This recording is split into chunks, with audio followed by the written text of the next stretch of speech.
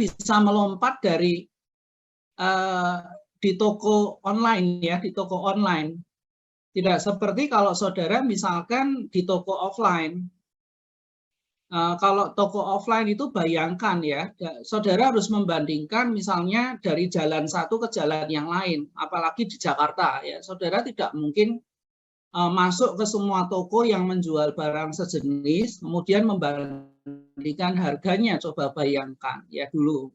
Tetapi saat ini itu yang disebut toko kan online shop ya, jadi mereka itu bisa membandingkan ratusan vendor ya, mereka menawarkan barang yang mirip atau barang substitusi yang sekaligus customer itu sebelum melakukan pembelian mereka itu membandingkan harganya dengan sangat mudah. Nah, jadi comparison in stores ya, e-stores atau e-shop itu sangat mudah sekarang. Nah, jadi customer itu akan melakukan perbandingan. Kira-kira mereka akan membeli, sebelum membeli itu akan, ini internetnya masih bagus nggak ya? Halo? Ini sempat putus-putus, Pak. Sempat putus-putus tadi, Pak. Oke, sebentar ya. Saya ini sebentar. Saya pakai yang lain aja. Sampai di mana ya tadi ya? Sebenarnya tadi masih terdengar, Pak, cuman lumayan putus sedikit saja, Pak. Jadi saya ganti ini aja. Saya ganti panel ya. Boleh, Pak. Sampai di sini ya tadi ya. Jadi intinya begini. Jadi intinya sebelum mereka itu beli, mereka akan melakukan perbandingan dengan mudah sekarang. Jadi kalau saudara sebagai marketer ini hati-hati ya. Nah ini posisi kemudian kompetitor ini menjadi penting di sini. Di konteks ini menjadi penting. Kalau saudara membeli komoditi, nah ini atau barang Anda dengan kompetitor ini tidak bisa dibedakan, ya ciri-cirinya sama, atributnya sama. Nah ini harga menjadi penting. Nah ini saya akan keluar dari ortodok ya. Jadi unortodok itu kuno, ya artinya kuno. Jadi strategi pricing yang tidak ortodok itu seperti apa ya. Jadi saudara harus belajar bagaimana kita pricingnya agak modern ya, agak kontemporer. Jadi effectively designing and implementing pricing strategies requires pemahaman yang menyeluruh ya, overall understanding. Nah, jadi di sini saudara harus mengenal buyer's pricing psychology. Jadi pricing ini sendiri bukan hanya sekedar angka ya, bagaimana konsumermu itu melihat hanya sebatas angka ya, tetapi sebenarnya pricing itu melibatkan sisi psikologi konsumermu. Nah ini yang harus dimainkan di masa-masa saat ini. Contoh yang di sebelah itu ada contoh misalkan flash sale. Apa itu flash sale? Ada pendapat enggak? Ada pendapat? Ya, flash sale itu penjualan yang apa?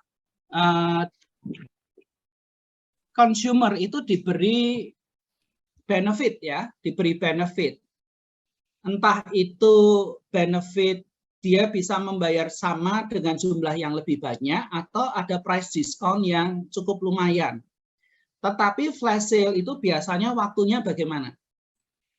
Singkat, Pak. Lebih cepat, terbatas. Ya, sangat singkat sekali. Nah, ini memainkan psikologi consumer. Nah, seperti ini ya, jadi pricing itu sendiri jangan sampai saudara yang anak-anak muda sekarang ini melihat price itu hanya angka ya, rupiah atau currency atau harga sebagai rupiah atau dolar begitu. Jangan. Anda harus melihat bahwa pricing itu juga akan mengusik atau mengganggu psikologi consumer. Ya, maka ada program-program seperti flash sale, nanti akan ada yang lain juga. Jadi saudara harus keluar dari strategi pricing yang ortodok gitu. Ya, disebut unorthodox ya, disebut kontemporer atau disebut modern. Ya. Jadi ini harus Anda ingat.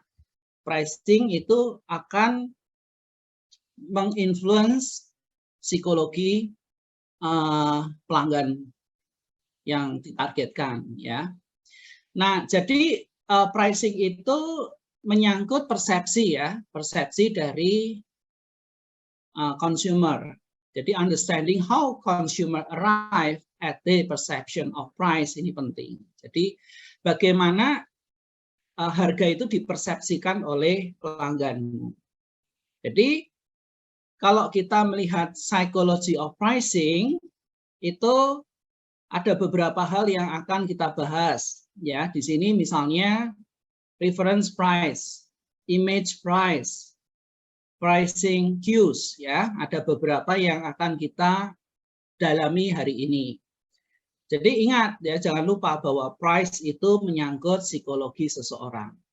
Jadi konsumenmu itu akan menilai price dengan value, perceive value pricing. Apakah price-mu itu sesuai dengan yang mereka harapkan, ya toh? Selalu seperti itu. Nah, kita masuk di pertama, ya, apa itu reference pricing? Ketika konsumen itu menilai satu produk ya, menilai satu produk, dia akan membandingkan produk yang hampir sama, ya, kualitasnya dan harganya. Contohnya yang di sebelah itu. Ada sepatu yang mirip, tetapi harganya cukup lumayan berbeda. Ya, cukup lumayan berbeda. Nah, di situ konsumen itu akan mencari reference. Mencari reference itu mencari pembanding. Kalau di sana berapa ya? Di sini berapa? Nah, ibaratnya begini, konsumen itu kan tidak tahu seluruh informasi mengenai produk dan harganya. Dia akan mengambil referensi beberapa. Nah, dia akan membandingkan.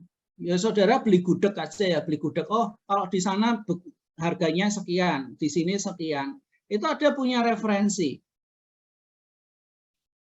Nah, mereka membandingkan dengan hal-hal yang sifatnya internal atau hal-hal yang sifatnya eksternal. Internal itu misalnya sepatu ini harganya biasanya sekian gitu kan, biasanya sekian. Kalau saya beli sesuatu itu biasanya sekian gitu, dengan kualitas seperti ini biasanya sekian. Berarti dia membandingkan referensinya itu dengan pengalamannya sendiri. Kalau dia membandingkan dengan eksternal, misalkan dia akan membandingkan dengan produk sejenis, ya, harganya berapa. Ya, ini karena apa? Sekali lagi, konsumen itu tidak akan memahami seluruhnya, seluruh informasi yang sangat banyak itu ya, dia akan membandingkan dengan beberapa. Nah, ini Anda akan lihat ya, reference pricing itu akan termasuk hal-hal yang saya kasih merah itu, ya. Jadi ini ada kemungkinan-kemungkinan yang akan menjadi pertimbangan oleh konsumen kita. Pertimbangan yang pertama adalah apakah harganya fair. Ya, fair enggak sih harganya sekian gitu kan? Kadang-kadang orang akan merasakan ya. Oh ini fair lah, beli bakso sekian, beli ini harganya ini, kualitasnya ini, begitu. Jadi fair price itu what consumer feel the product should cost. Jadi seharusnya berapa sih? Nah, rasanya nggak kemahalan nih, rasanya pas ini ya, rasanya cukup beralasan nih. Ya, yang kedua adalah typical price. Ya, typical price itu biasanya berapa sih? Ya, gitu. Biasanya berapa? Kalau ini di luar biasanya, gitu ya, maka dia akan merasakan juga ini seharusnya tidak setinggi ini. Kemudian yang berikutnya adalah dia membeli barang itu terakhir berapa harganya. Jadi last price paid itu berapa. Ya, dia kan referennya dari situ kan. Oh, aku beli beras kemarin 11.000 sekilo gitu kan. Nah, dia beli beras yang kira-kira mirip berapa. Kalau 11,5 ya kira-kira masih wajar ya. Tapi kalau sampai 13.000 mungkin ibu-ibu sudah, waduh ini kemahalan ini. Warungnya sudah kemahalan nih. Jadi last price paid ini juga akan menjadi pertimbangan. Yang berikutnya adalah upper bound price. Ini harga tertinggi. Nah, dia harga tertinggi berapa, kemudian lower bound price itu harga yang terendah. Ya, maksimum dan minimum. Kalau minimum lebih murah dari minimum, ini pasti waduh ini barang reject atau barang yang kira-kira kurang bagus ya mutunya. Kemudian dia akan referennya dari competitor price, ya. Kompetitor berapa? Referennya dari kompetitor. Kemudian yang berikutnya adalah expected future price, apalagi ada rumor-rumor, waduh barang ini akan naik ini, seperti BBM kemarin, agar ada rumor-rumor ya. Ya, expected future price-nya ada kenaikan atau ada penurunan. Kemudian yang terakhir adalah biasanya ada diskon enggak, usual discounted price. Jadi ini beberapa hal ya menjadi reference bagi consumer Anda. Jadi referennya dia akan memilih produk A, B itu bisa berdasarkan referen dia, ya, berdasarkan referen dia, informasinya bisa dari dalam, ya, bisa dari internal, misalkan last price paid itu dari internal kan, atau kemudian dari eksternal, ya, atau dari competitor price. Ya, ini contohnya ya. Seller itu bisa memanipulasi reference price. Ya, ini coba ini saya akan pelan-pelan saudara bisa membaca ini. Seller often attempt to manipulate reference prices. For example, a seller can situate its product among expensive competitors to imply that it belongs to the same class. Jadi mungkin dia meletakkan 1-2 produk itu di antara produk-produk yang mahal. Nah, ketika kita di blok ini ya, bayangkan ya di blok ini saudara melihat misalnya beberapa baju itu ya, beberapa baju mahal. Wah, ini blok mahal nih, blok merek yang cukup bagus ini. Nah, kalau diletakkan di situ kan walaupun barang itu sebenarnya tidak mahal semahal itu ya, tapi itu akan mengesankan wah itu barang itu sekelompok dengan barang yang ekspensif ya. Maksud ya yang saya maksudkan? Maksud Pak. Maksud ya. Contoh begini loh, kalau misalnya saudara itu koncone suge-suge ya, temannya kaya-kaya ya. Waduh orang luar outside the group itu melihat kamu, wah itu Anda mesti juga orang kaya kan, mesti kelompoknya kaya-kaya ini. Nah, dia termasuk orang kaya begitu loh. Jadi seller itu kadang-kadang juga bisa memanipulasi, meletakkan barang yang seharusnya tidak semahal itu di tempat yang kelompok yang mahal, maka dia akan terangkat nih. Jadi termasuk barang yang mahal. Ini contohnya ya. Department store will display women's apparel in separate department differentiated by price. Ya, ada yang kelompok barang yang menengah, ada yang atas, ada yang department store yang tidak menjual yang terlalu murah, ya, karena image mall-nya juga. Dresses in the more expensive department are assumed to be of better quality. Ya, jadi ini akan nyangkut ke mallnya juga ya, masuk ke brand department store-nya juga. Oh, kalau department store ini pasti jualnya paling tidak tingkat menengah. Ya, mereka bisa lihat harganya. Nah, ini mengesankan bahwa yang dijual itu dress-nya juga better quality than the other, begitu ya. Ini bisa dimanipulasi, walaupun bisa saja yang dijual itu barang-barang bermutu, tetapi bisa juga ada barang-barang yang sebenarnya tidak di kelas itu, tetapi masuk di situ, jadi kesannya masuk di kelas yang sama. Oke ya. Nah, ini cara yang lain, ya, reference pricing. Clever marketers try to frame the price to signal the best value possible. For example, relatively expensive item can look less expensive if the price is broken into smaller unit. Jadi gini, jadi misalnya apa ya, barang-barang yang mahal tetapi dijual dengan unit yang lebih kecil, begitu ya. Contohnya apa ya?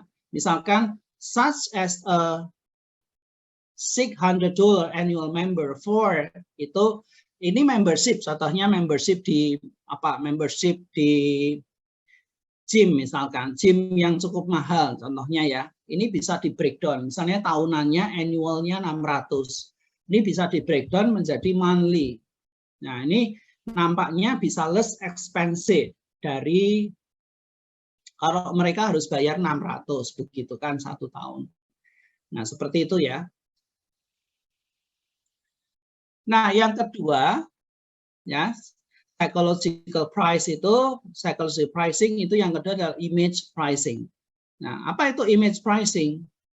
Nah, image pricing is especially effective with eco-sensitive products such as perfumes, expensive cars, and designer clothing. Ya, itu biasanya memang dijual dengan harga yang mahal. Kenapa?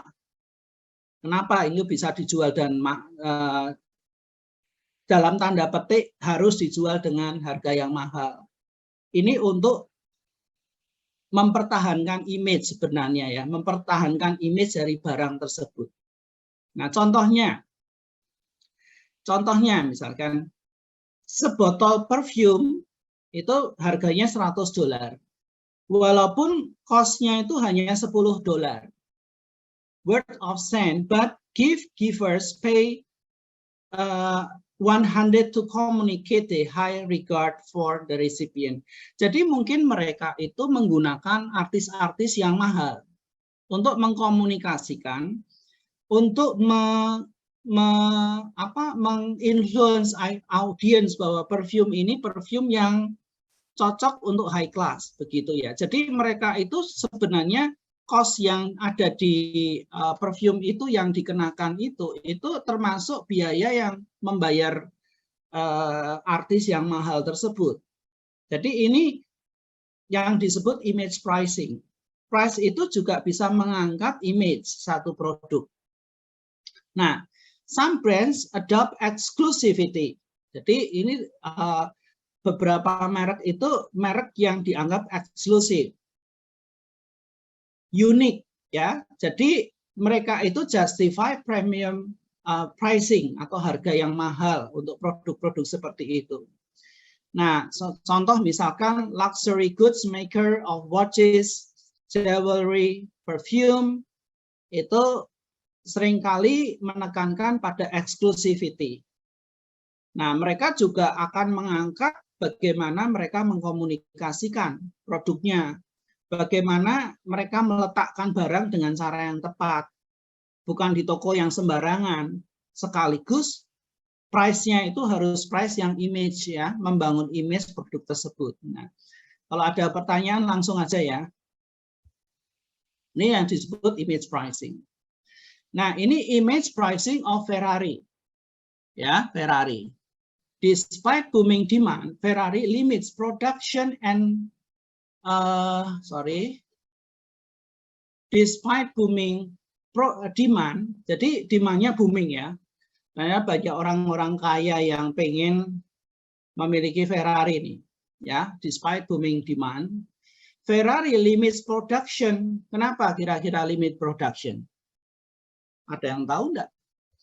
Supaya dapat tetap terlihat eksklusif, Pak. Betul, ya. And the number of sport car that it sells to maintain the brand's exclusivity. Jadi mereka itu enggak mentang-mentang demand-nya banyak, mereka memproduksi banyak, bukan. Nah, ini yang mereka pertahankan apa? Image. Demikian pula harganya juga ngikut, image. Nah, ini contoh ya Ferrari. Jadi yang ditekankan itu adalah eksklusivitinya, eksklusivitasnya dari produk ini. Ini contoh ya, contoh yang mungkin sangat ekstrim ya, sangat ekstrim. Nah, yang berikutnya adalah pricing cues. Yang paling terkenal nih, pricing cues yang sampai hari ini masih diterapkan ya. Pricing cues itu yang odd price ya, harga ganjil seperti ini, are also important in the psychology of pricing. Nah, kita baru bicara psikologi ya. Pricing itu akan menginfluence psikologi orang. Many sellers believe price should end in odd numbers. Odd numbers means angkanya ganjil, bukan angka genap. Like 100. Itu genap ya, bulat. Nah, yang di bawahnya ganjil. Customers perceive an item price at 299. Ya, to be in 200. Maksudnya adalah kalau kita melihat angka 299 itu kan seperti masih di 200-an begitu loh. Dibanding ini di ring 300. Jadi tipuannya adalah angka 99 itu, angka ganjil seperti itu. They tend to process price left to right rather than rounding. Jadi kita kan biasanya tidak membulatkan ya, rounding itu membulatkan, angkanya dibulatkan. Tetapi kita bacanya itu dari kiri ke kanan. Kiri ke kanan itu dari mana? Ini angka ini dari mana? Kiri ke kanan berarti dari 2 atau dari 9? Halo? Dari 2, Pak. Dari 2, ya, dari 2. Itu kecenderungannya kita. Jadi itu psikologi ya. Dari sisi psikologi kecenderungannya kita membaca 2 dulu, 99 gitu. Jadi yang kita nangkep apa? Oh, ini 200-an begitu. Masih 200-an, not 300-an, ya toh? Dari kanan ke kiri. Nah, sama dengan yang contoh di sebelah itu. $99, 97 sen. Nah, itu. Cuma diturunkan 3 sen. Ini akan mempengaruhi yang kita baca itu 99-nya. 9 ya, kita baca 9-nya yang di depan sendiri. Ya, jelas nggak ini? Jelas ya? Jelas, Pak. Oke, jelas ya. Nah, ini. Tapi pricing cues ini efeknya bisa beda-beda untuk konsumen ya. Across consumer itu bisa beda-beda. Pricing cues such as sales signs and prices that end in 9 are more influential ya. Nah, jadi kayak price seperti yang di sebelah kanan itu, yang diakhiri 9 itu akan lebih berpengaruh pada konsumen yang kayak apa sih gitu ya. Yang pertama adalah consumer price knowledge is poor. Jadi ketika konsumen itu nggak ngerti harganya itu berapa toh untuk produk ini berapa, mereka nggak buta sama sekali ya. Nah itu pengaruhnya kuat pada konsumen yang kayak begini nih. Mereka knowledge-nya tentang harganya sangat kecil atau sangat lemah. They purchase the item infrequently or are new to the category. Nah, ini kalau angka odd tadi ya, angka yang ganjil tadi itu lebih berpengaruh yang kedua untuk mereka yang belinya jarang-jarang. Belinya itu jarang-jarang. Terus apalagi yang belum pernah beli, ya, item-item yang belum pernah mereka beli. Itu sangat berpengaruh sekali. Terus yang ketiga, produk design vary over time. Desainnya berubah-ubah ya, banyak macamnya berubah-ubah. Jadi di samping harga mereka juga akan bahasa Jawanya itu tersamar ya dengan produk yang macam-macam tadi. Kalau harganya itu lebih influential. Kemudian yang terakhir, price vary seasonally or quality size vary across stores ya. Jadi price ini bisa berubah, kemudian kualitas dan ukuran itu banyak di toko tersebut ya. Ini lebih berpengaruh untuk angka yang ganjil ya. Angka yang ganjil itu lebih pengaruh pada situasi yang seperti itu. Ya, sekarang kita masuk ke defining prices objective. Tujuannya apa? Atau kita menentukan price itu ya. Menentukan price yang pertama adalah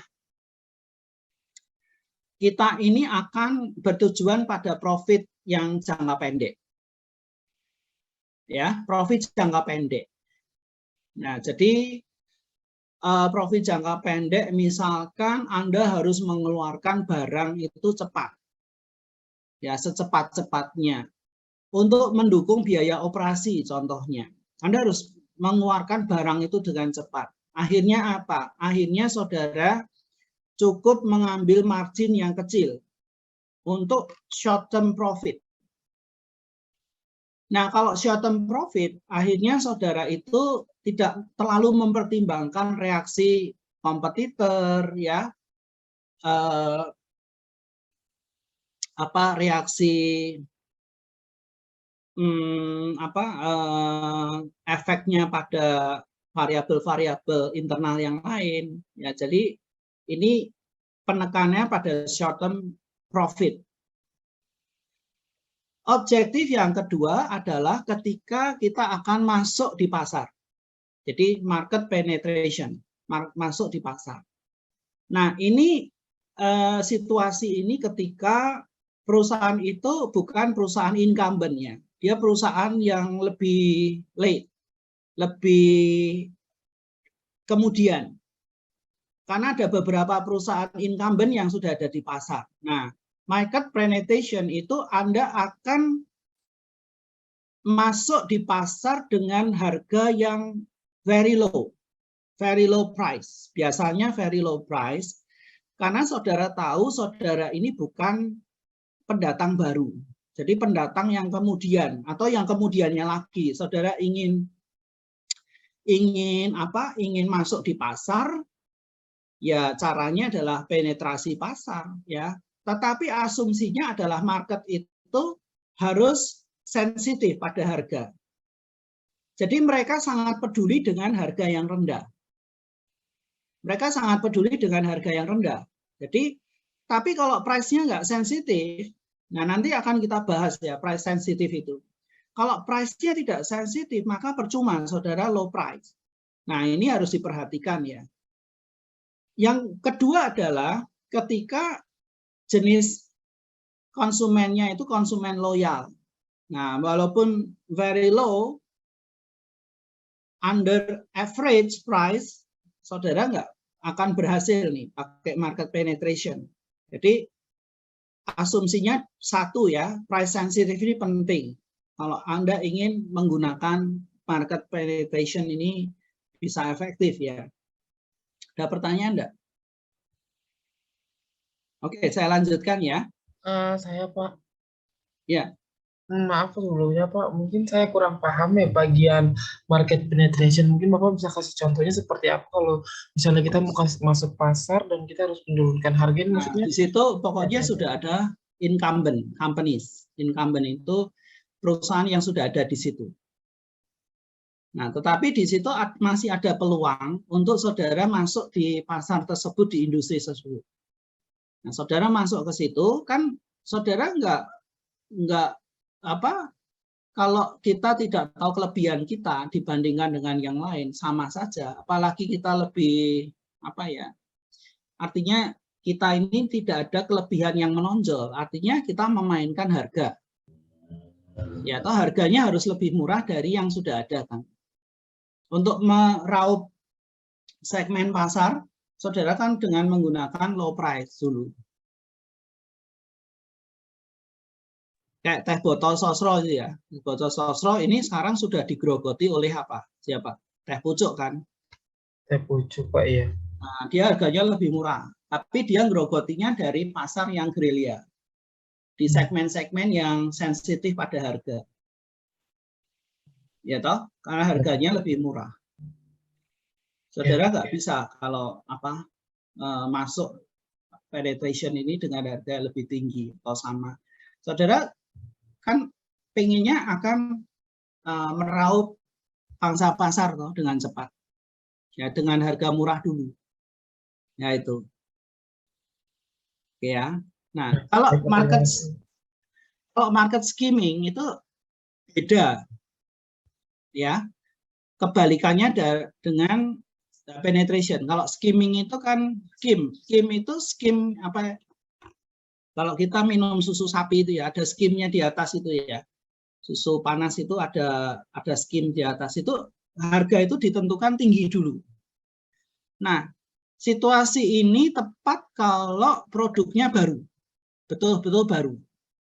Jadi skimming itu sesuai dengan namanya skim ya. Skim the cream. Itu the company itu setting a relatively high price in an attempt to skim the cream of the market by making the offering affordable only to customers with the highest willingness to pay. Ya, contohnya misalkan saudara bikin hotel baru atau kafe baru yang sangat unik. Nah, saudara justru menetapkan harga yang tinggi atau HP yang baru. Saudara ingin mencapai konsumen yang mau bayar tinggi. Ngerti tidak? Yang pengen bayar tinggi dulu yang kamu capai. Jadi initial skimming price yang ini, kamu masuknya justru harganya tinggi dulu. Ya toh? Nah, ini yang kamu target siapa? Yang kamu target siapa? Konsumen yang mau bayar tinggi. Yang mau menikmati produkmu di awal. Yang mau menikmati jasamu di awal. Mereka kasih harga tinggi dulu. Seperti mobil-mobil ya, mobil-mobil desain baru, desain yang lebih futuristik. Yang di awal itu biasa lebih tinggi ya, jadi lebih tinggi. Jadi selling high price before reducing to the next level.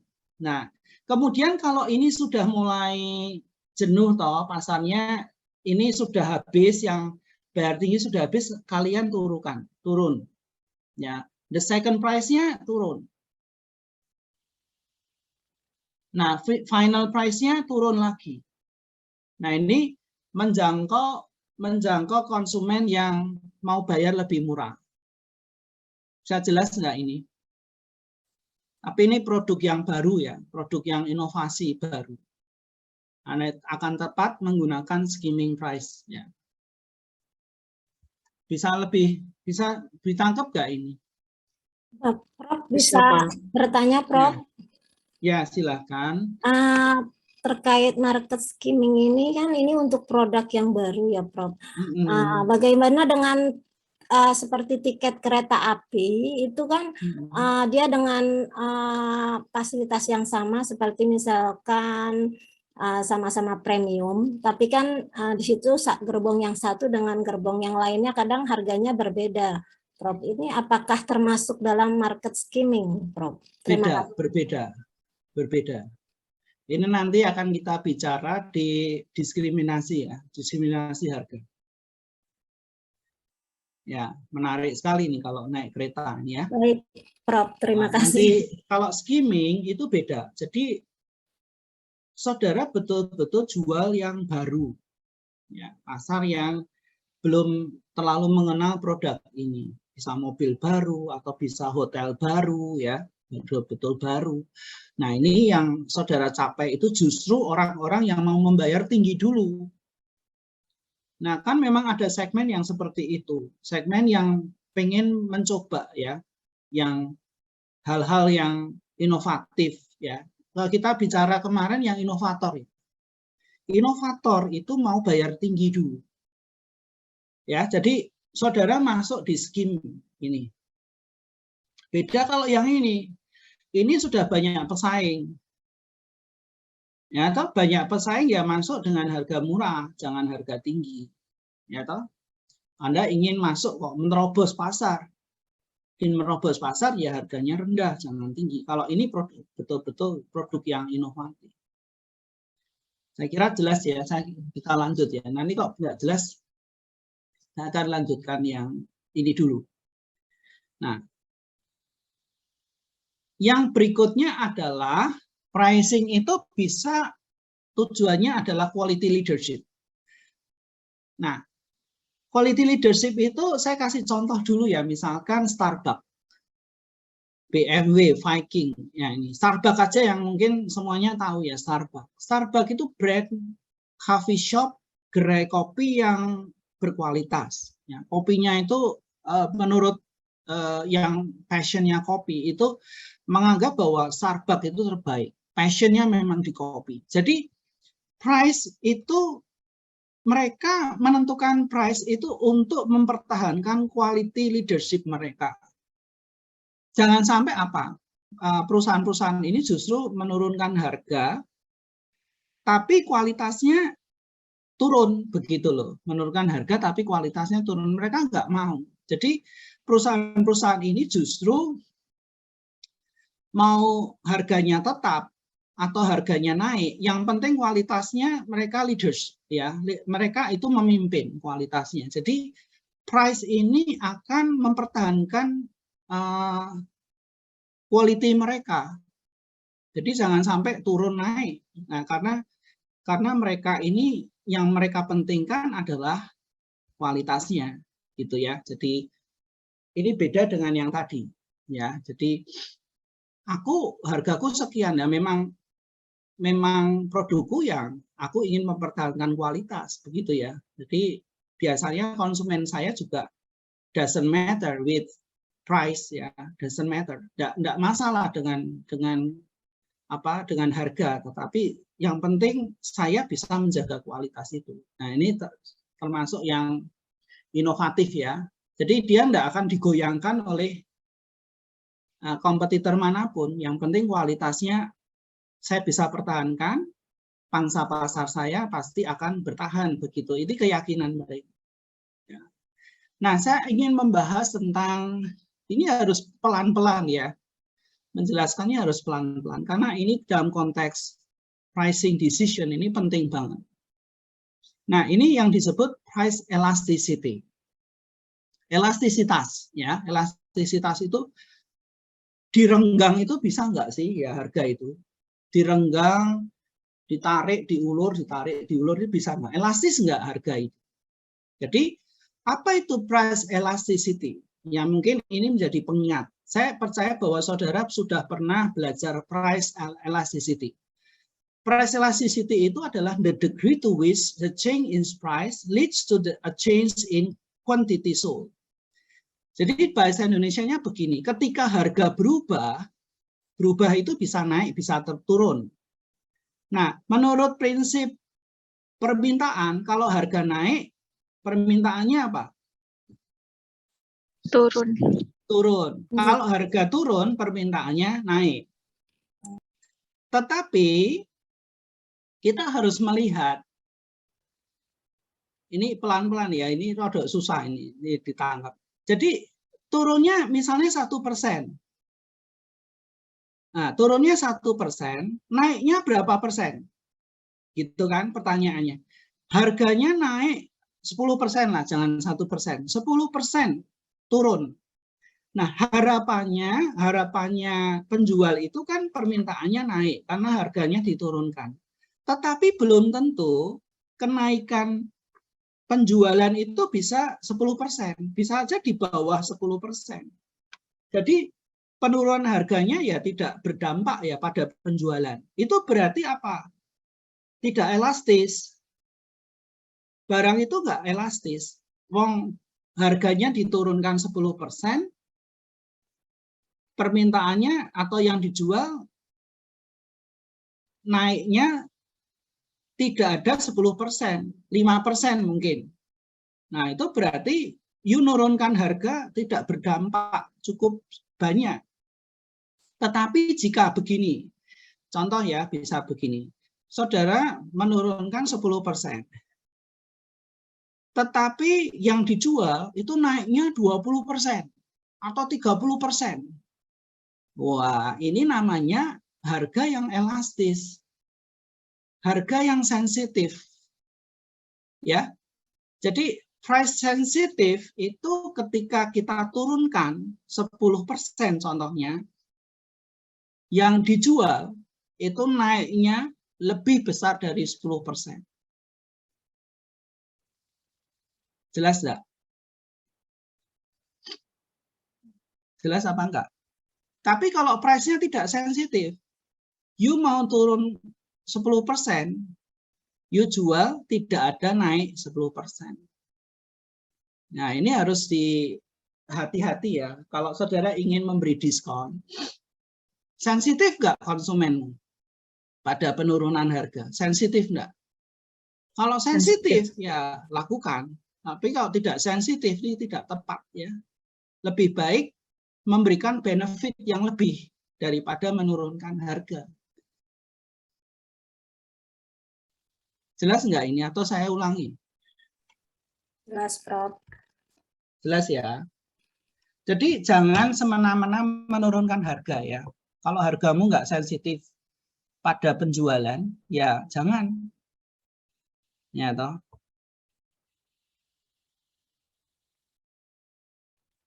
Oke, ini ada dua grafik ya.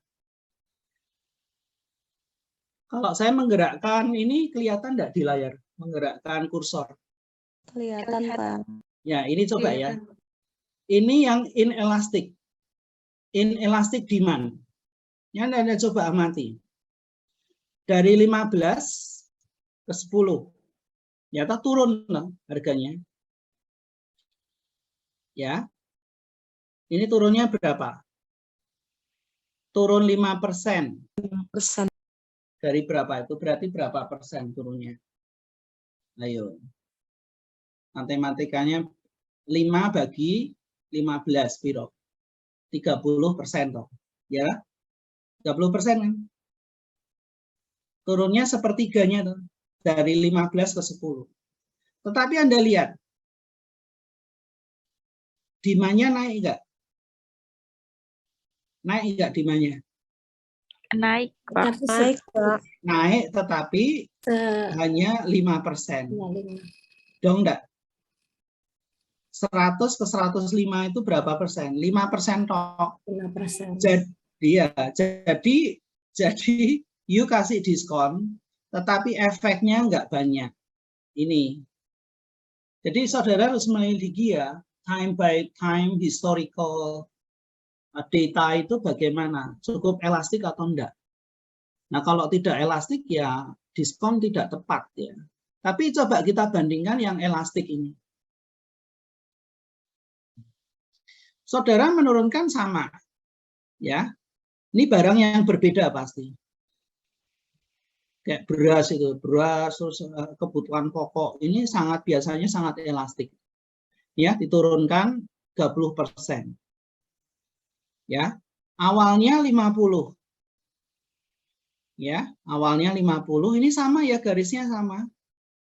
Garisnya sama, penurunannya sama, titiknya sama, ketemu di grafik yang sama. Di grafik yang berbeda, sorry. Nah, ini naik turunnya 30%, tetapi awalnya itu permintaan 50. Tapi setelah diturunkan, itu melonjaknya sangat luar biasa. Jadi 150. Berarti naiknya berapa persen? 300%. Ya toh? Nah, berarti ini tepat kalau kita kasih diskon itu tepat ini. Karena efek penjualannya jadi sangat luar biasa. Sebelum pindah saya bertanya apakah sudah jelas enggak? Ada pertanyaan enggak? Jelas, Pak. Oke, nah kalau sudah jelas ke step berikutnya ya. Nah, ada yang disebut short run elasticity sama long run ya, elasticity. Long run dan short run. Jadi elasticity itu bisa dilihat jangka pendek atau jangka panjang. Ya, contohnya ini. Contoh yang di bawah ya, kita baca bareng-bareng. Buyers may continue to buy from a current supplier after a price increase, but eventually switch supplier. Jadi begini, ketika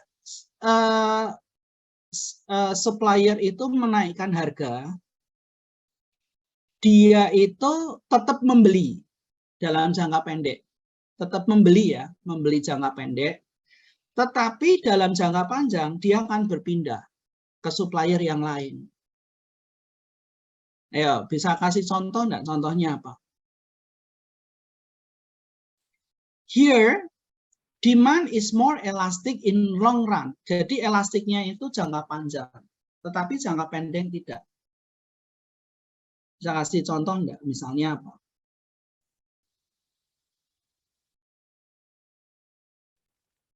Saya kasih contoh enggak? Nah, misalkan harga BBM ya. Harga BBM, Anda kalau BBM naik, Anda tetap beli BBM enggak? Tetap beli, Pak. Tetap. Nah, apalagi yang tergantung sekali dengan motor dan tergantung sekali dengan mobil kan. Tetap beli. Lah kan mobilnya tetap pakai BBM. Tetap beli, nggak akan berubah banyak. Tetapi di masa yang akan datang mungkin akan berbeda. Ya, dia akan mencoba untuk menggunakan mobil dengan non BBM dalam long run ya. Tetapi dalam short run mereka tetap beli. Tetapi dalam long run ini mereka akan berpindah. Oke, sekarang kebalikannya ya. Kasus yang di bawah. Buyers may drop a supplier after a price increase but return later. Jadi buyer itu akan ketika price-nya naik, dia akan mengurangi pembelian dalam jumlah yang besar. Itu jangka pendek, mereka ngurangin. Tetapi dalam jangka panjang, mereka akan kembali beli lagi. Jadi, the distinction between short run and long run elasticity means that the seller will not know total effect of price change until time pass. Jadi, perusahaan itu akan mengetahui long run dan short run ini dalam waktu yang akan dibuktikan dengan waktu. Ya. Contohnya apa? Contohnya misalkan. Contohnya dengan kalau kuota internet, Pak. Kuota internet biasanya itu kan mungkin berubah jadi dari tiba-tiba mahal, ya otomatis saya mengurangi pembelian kuota. Tapi suatu saat udah ada kartu baru ataupun promo baru mungkin beli lagi gitu, Pak. Ya. Tapi harganya biasanya ini maksudnya dia akan drop. Saya akan membelinya sedikit, tapi dalam jangka panjang dia kan nggak berpengaruh tuh pembeliannya. Ya mungkin itu cocok juga ya. Ya wis lah, nggak ada pilihan lain ya toh. Contohnya minyak goreng itu kemarin, ya toh. Ibu-ibu kan bingung tuh minyak goreng sampai harganya naik berapa persen tuh. Saya nggak tahu pasti ya berapa, ibu-ibu yang lebih tahu ya. Harga minyak goreng tinggi, ya drop lah. Coba masak tanpa goreng-goreng dulu. Tapi ya nggak bisa bertahan lama. Nanti pasar sudah ada, harganya tidak turun seperti dulu, ya tetap belilah, ya. Jadi untuk jangka panjangnya tidak terlalu elastis, ya. Jangka pendek aja mungkin akan dipengaruhi, ya. Seperti itu. Jadi elasticity ini sifatnya short run atau long run. Nah, saya akan bicara sedikit mengenai pricing di non-profit, ya, organization like apa ini, like university ini non-profit, ya, like SDI, KPN ini non-profit, atau hospital, ya, tapi hospital sekarang juga profitable, ya, profit oriented. Nah, ini tapi masih digolongkan jadi non-profit, ya. Nah, kalau non-profit biasanya harga itu paling tidak bisa menutup biaya tetap dan biaya operasional. Nah, itu penting, ya. Dan untuk mengembangkan organisasinya. Jadi ada istilahnya bukan laba, ya, tapi sisa. Ada sisa untuk apa namanya, mereka bisa mengembangkan institusinya, tapi harga itu juga bisa menutup biaya tetap dan biaya variabel. Itu contoh, ya. Jadi ini strategi harga untuk organisasi. Nah, ini yang ditanyakan oleh siapa tadi, ya? Yang kereta tadi loh. Saya Prof. Nunung Alfiah. Ya, ini Mbak Nunung, ya. Nah, ini saya jawab sekarang. Jadi price discrimination itu discriminate the price across consumer. Jadi kita membeda-bedakan price untuk kelompok, atau nanti kalau contoh kereta itu menurut produk, ya, menurut produk yang kita tawarkan untuk segmen pasar yang berbeda. Kalau kereta itu ada yang apa? Yang eksekutif, ya, ada yang VIP enggak, ya? Saya nggak tahu. Ada yang ekonomi, ya.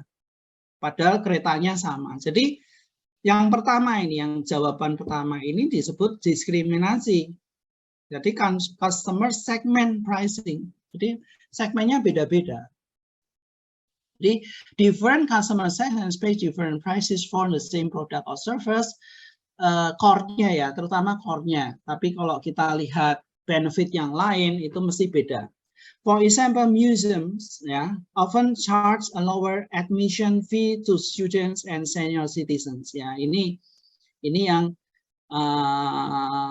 contoh, ya, contoh di museum untuk fee students dan untuk citizen, ya, yang adult itu beda.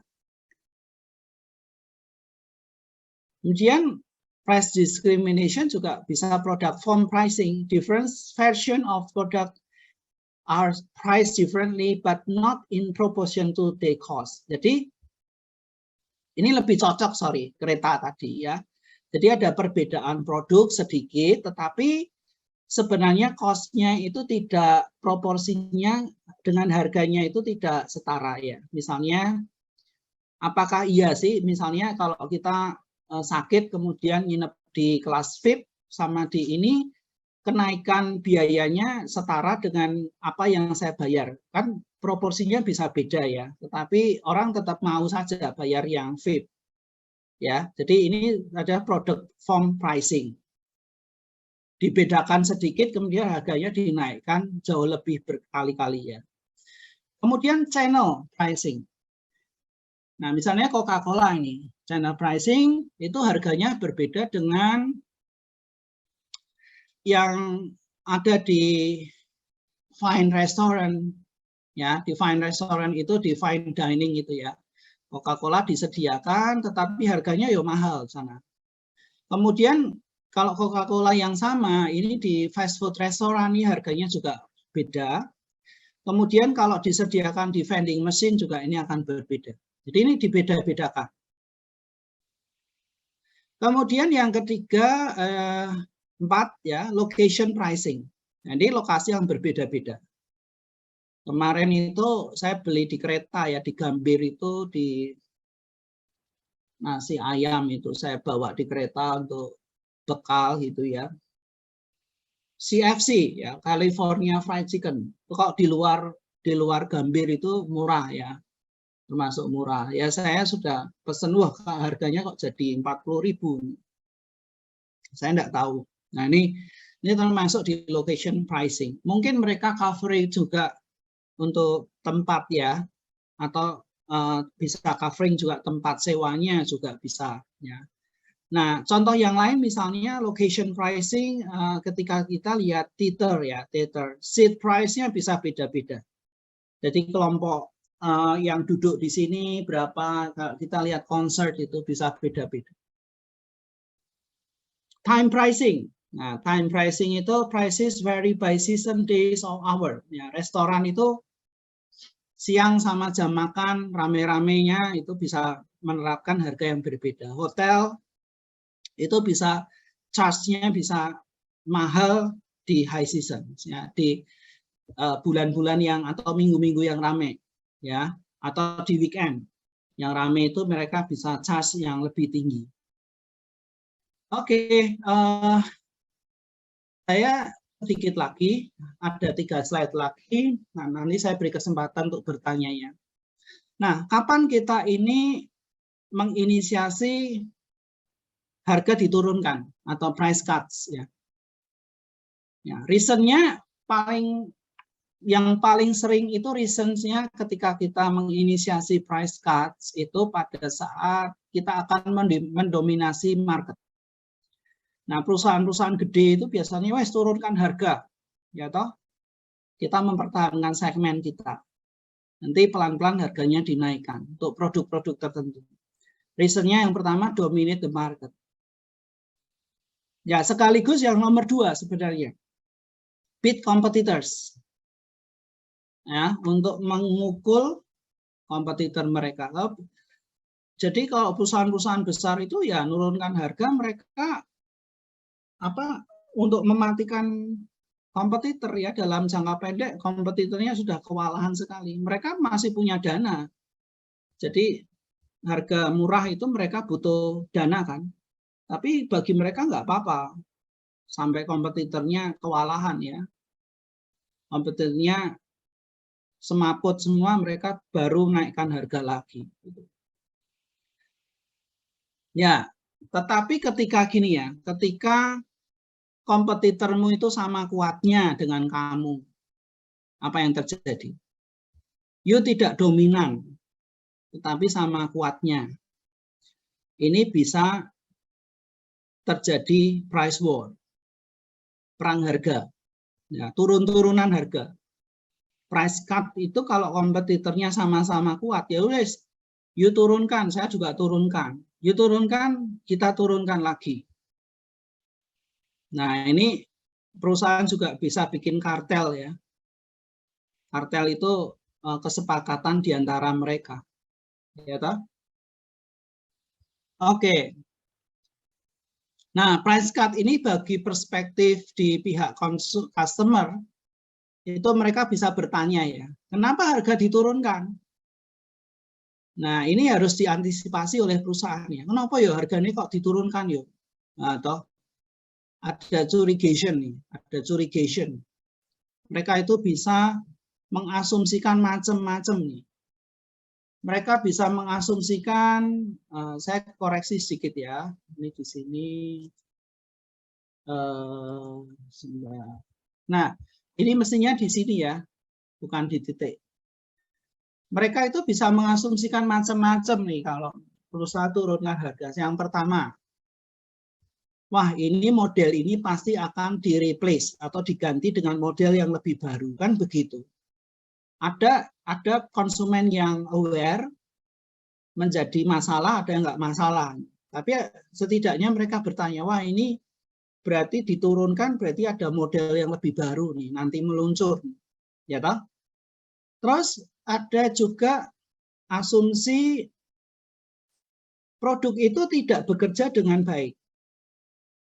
Ada komponen yang salah atau apa yang salah begitu dari produk tersebut, makanya diturunkan harganya. Untuk cuci gudang gitu, mereka curiganya seperti itu.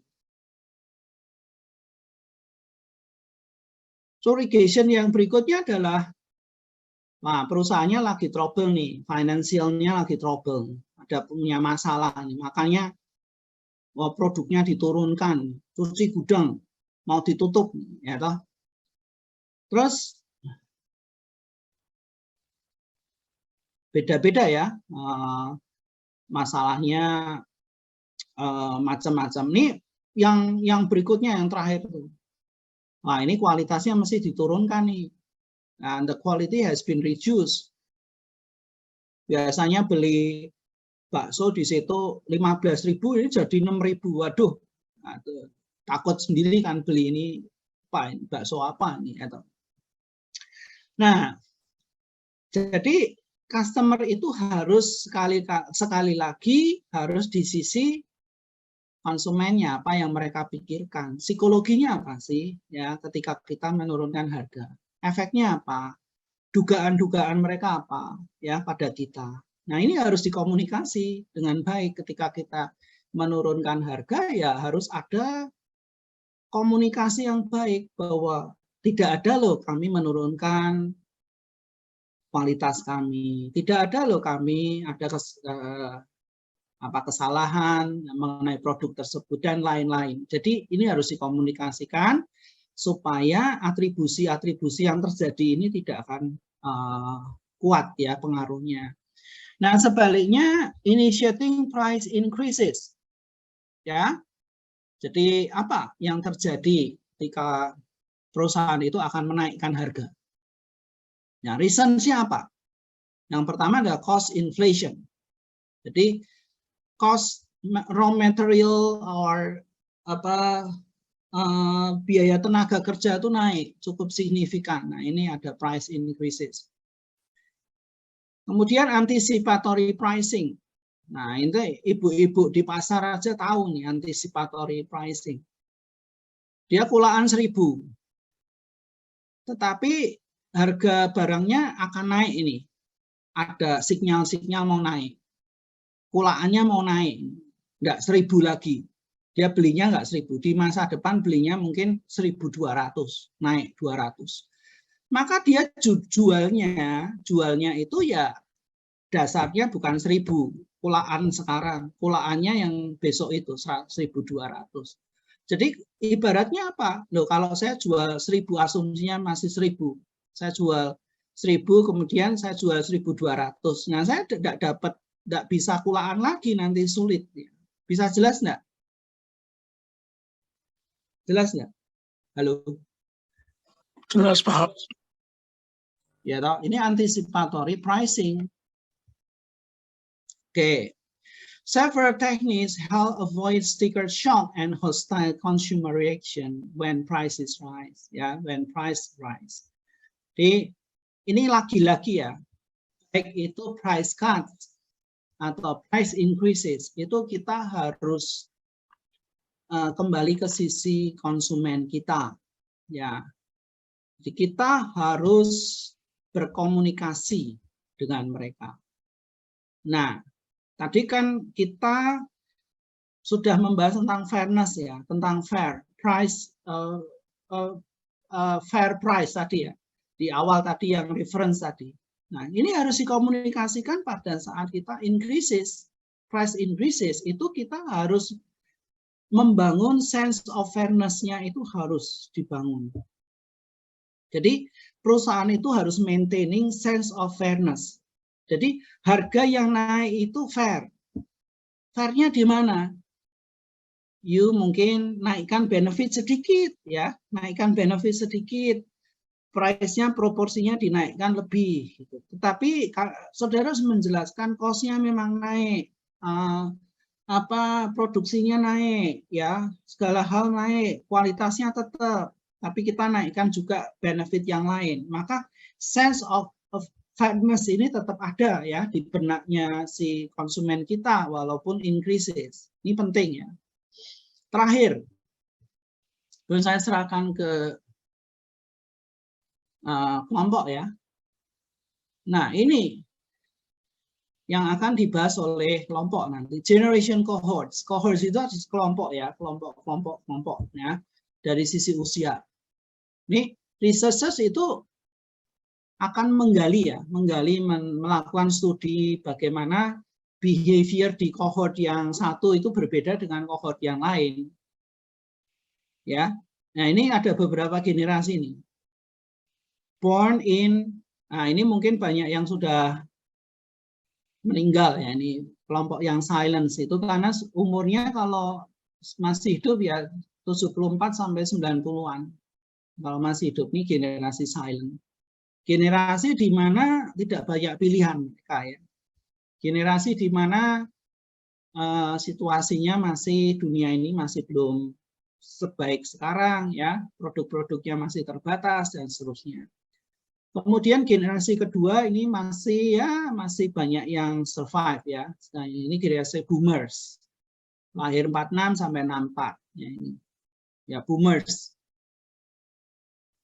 Generasi boomers ini pada saat awal-awal setelah Perang Dunia begitu ya, mulai membangun ekonomi ya.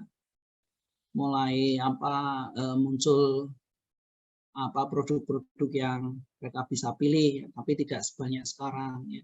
Kemudian generasi X, ya. Nah, generasi X ini yang kebanyakan melahirkan generasi Z,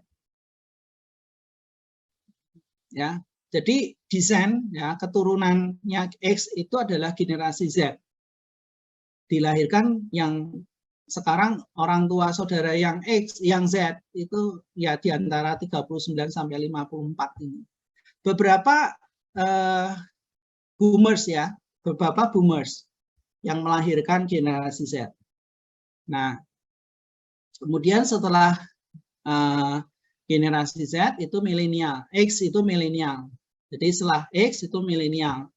Itu sekarang usianya ya dewasa sampai pertengahan ya 30-40-an ya, itu millennials. Nih anaknya masih kecil-kecil nih kira-kira.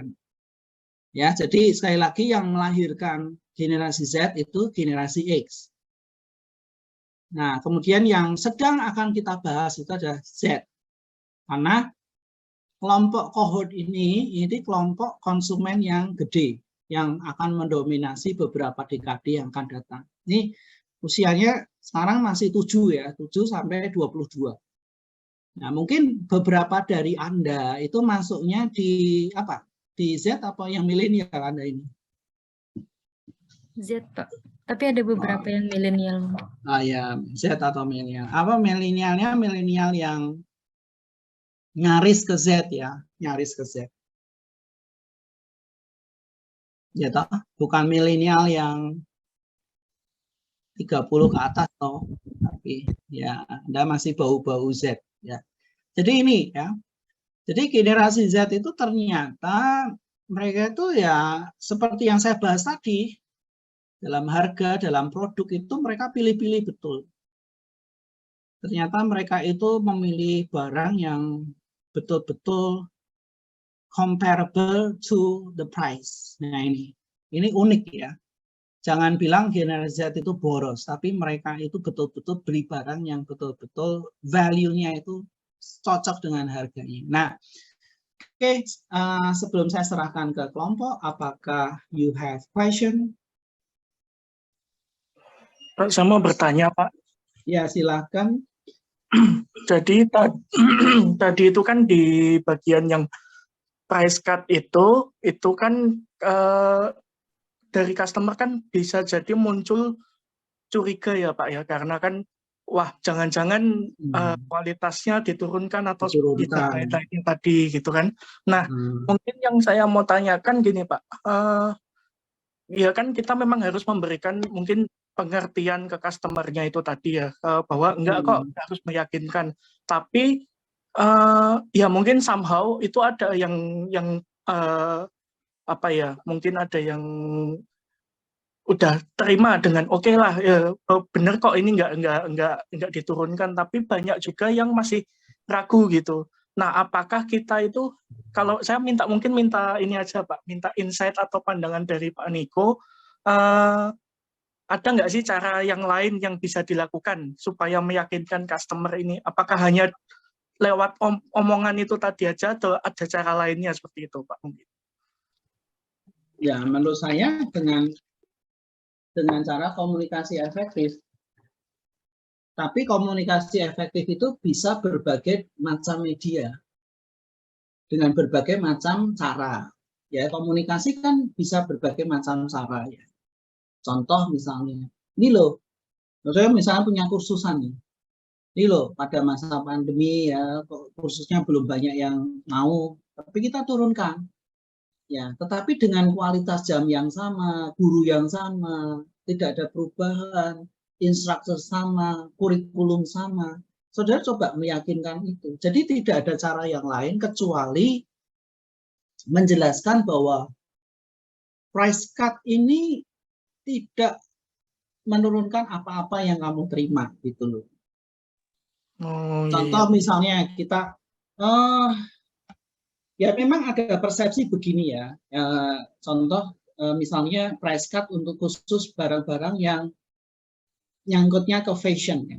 Fashion itu pasti wah ini price cut kok beli 2 dapat 3 ya. Berarti memang ada yang berpendapat bahwa produk ini akan segera diganti dengan model baru. Tetapi ingat ya, ketika konsumen itu memahami bahwa ini dilakukan untuk ini dan itu masuk akal, itu mereka nggak masalah. Ya, mereka nggak masalah.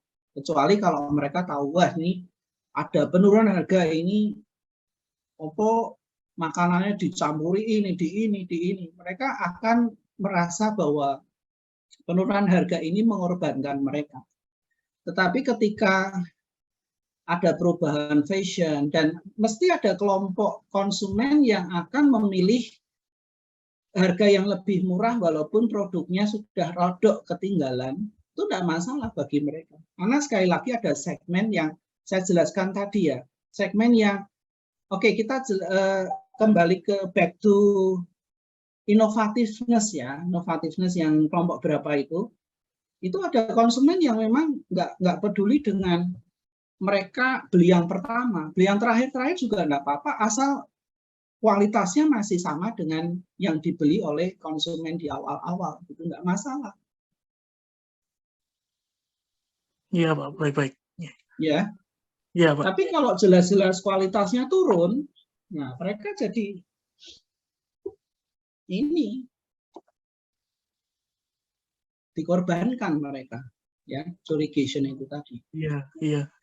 Baik Pak, mungkin terima kasih ya Pak. Ya, oke. The next, ini sudah jam 8. Pak, saya ingin bertanya. Yes. Untuk yang flash sale tadi, nah kan ada flash sale itu digunakan untuk kayak memikat psikologi konsumen.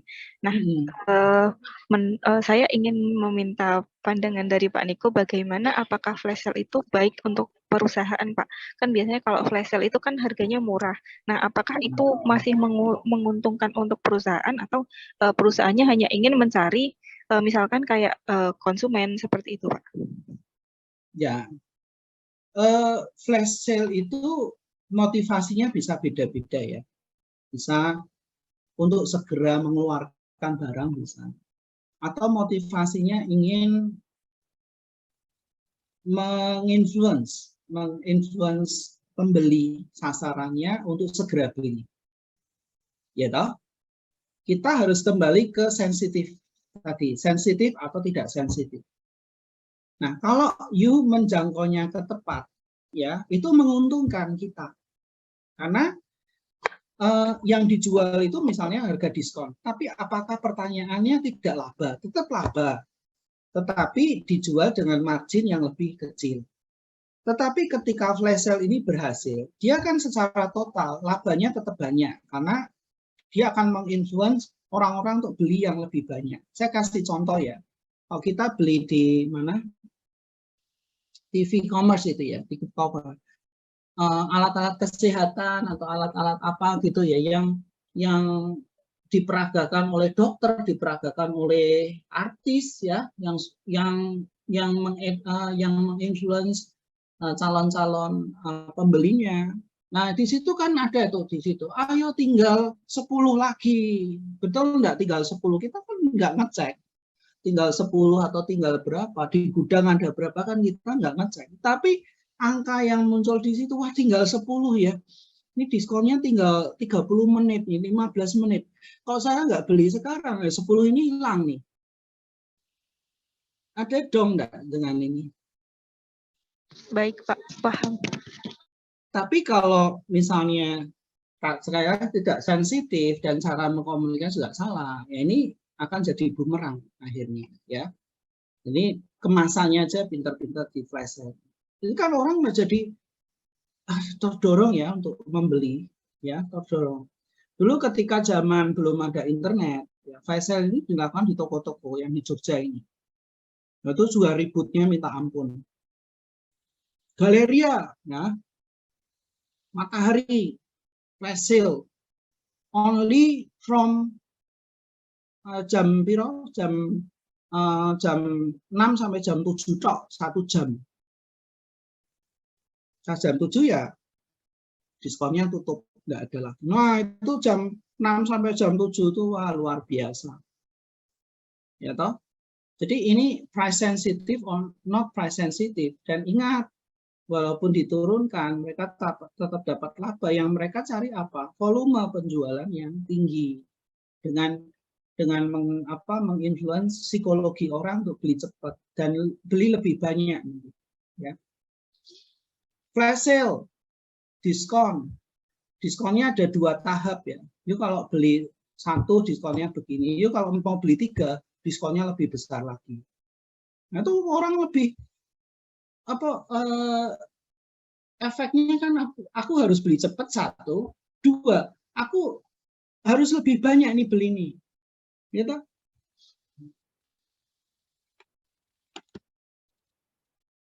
Oke, ada lagi Baik, enggak ya? Pak. Terima kasih.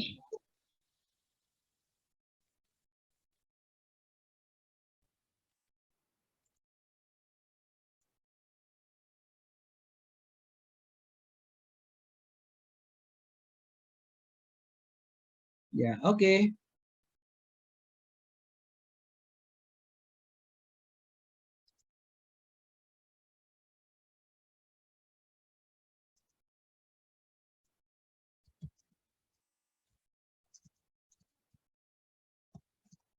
Silakan kelompok yang ingin presentasi. Baik, selamat malam Pak Niko. Saya izin share screen. Sebelumnya mohon maaf ya Pak, harus off cam karena ini sinyalnya nggak stabil. Takutnya nanti malah nggak lancar gitu.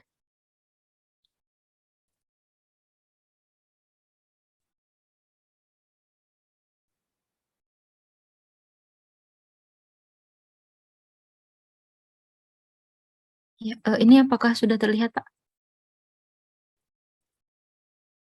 Sudah kelihatan. Nah, saya gantian sekarang yang off.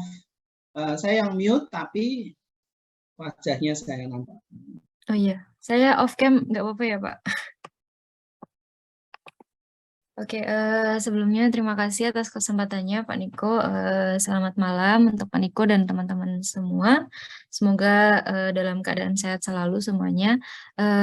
Kami dari kelompok 2 yang beranggotakan saya, Siska, kemudian ada Mas Eko, ada Mbak Waode, Mbak Syifa, dan Mas Yosep akan mempresentasikan artikel 4 yang berjudul Consumer Decision Making Style of Gen Z, A Generational Cohort Analysis. Oke, mungkin langsung saja masuk ke introduction atau latar belakang yang mendasari penelitian ini dibuat. Jadi penelitian ini, kalau kemarin-kemarin itu di artikel-artikel sebelumnya, kalau nggak salah di artikel 1, itu kan seperti yang sudah disinggung juga tadi oleh Pak Niko, bahwa sudah dijelaskan mengenai cohort analysis, di mana itu adalah pengelompokan generasi ke generasi gitu, masing-masing generasi. Nah, di artikel 4 ini itu lebih spesifik, di mana di sini akan membahas mengenai generasi Z atau generasi kita sekarang gitu.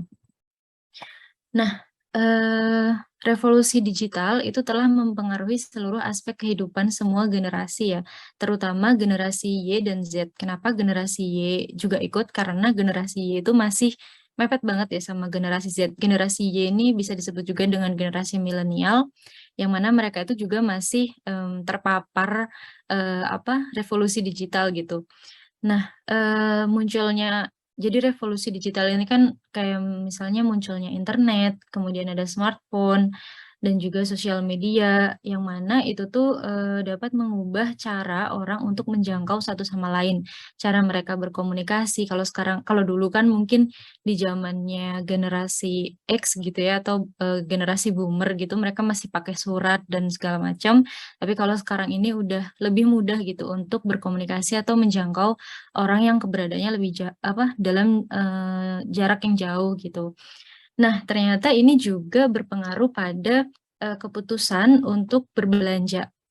Jadi sekarang itu kan sudah ada sosial media, terus udah ada online shop gitu, banyak banget marketplace yang sekarang itu sudah sangat berkembang.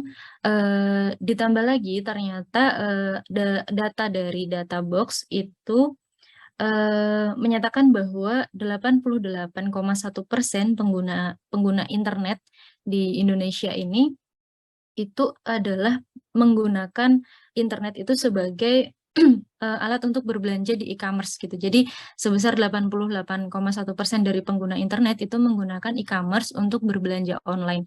Nah, di situ kan menggambarkan bahwa ternyata memang generasi saat ini, generasi Y maupun Z maupun generasi sebelumnya itu banyak sekali melakukan belanja online gitu. Nah, disinilah berarti memang teknologi zaman saat ini itu memang sangat berpengaruh kepada bagaimana perilaku mereka dalam mengambil keputusan untuk berbelanja gitu. Nah, dalam penelitian ini tuh akan mengsegmentasikan generasi Z ini sebagai pembeli online ke dalam kelompok orientasi belanja yang unik dan membuat profil untuk masing-masing dari segmentasi tersebut. Nah, perilaku belanja generasi saat ini atau generasi Z itu cenderung sangat berbeda dengan generasi sebelumnya. Jadi memang dari generasi ke generasi itu mereka pasti memiliki perbedaan karakteristik dalam perilaku berbelanja. Kayak misalnya untuk generasi X gitu ya, kalau generasi Y dan dengan generasi Z itu kan masih agak deket ya, mungkin masih agak mirip-mirip gitu. Tapi kalau misal kita ambil agak jauh ya, misal generasi X atau generasi boomer. Nah, mereka itu untuk berbelanja itu mereka masih lebih milih untuk belanja secara offline, di mana mereka datang ke toko, bisa melihat produknya, bisa merasakan gimana bahannya, bisa lebih real gitu. Tapi untuk generasi saat ini mereka lebih mengutamakan efektivitas dan kemudahan, sehingga mereka lebih memilih untuk berbelanja di toko online gitu. Nah, generasi Z ini tuh ternyata menunjukkan nilai, preferensi, dan ide konsumen sebagai konsumen yang berbeda dari generasi sebelumnya. Jadi secara perbedaannya itu sebenarnya untuk lebih realnya, kalau generasi Z itu ternyata mereka tuh lebih suka belanja dan juga mencari informasi melalui gadget, sedangkan generasi X dan Y itu belum tentu seperti itu. Kalau generasi Y mungkin yang mepet-mepet dengan generasi Z itu udah kayak gitu ya, udah mencari informasi maupun belanja itu melalui gadget gitu. Tapi kalau untuk generasi X, mungkin mereka mencari informasi melalui gadget, tetapi nanti pada akhirnya ketika melakukan pembelian, mereka akan lebih memilih melakukan pembelian secara langsung atau secara offline gitu. Nah, untuk preferensi barang yang disuka gitu, preferensi belanja dari masing-masing generasi ini, kalau generasi X itu biasanya suka barang-barang yang dipakai sama komunitasnya. Misalnya mereka tuh bakal beli juga barang-barang yang dipakai oleh lingkungan sekitarnya, kayak misal saudaranya, teman-temannya, sahabatnya, keluarganya, kayak gitu. Nah, untuk generasi Y itu biasanya mereka lebih mengutamakan kualitas.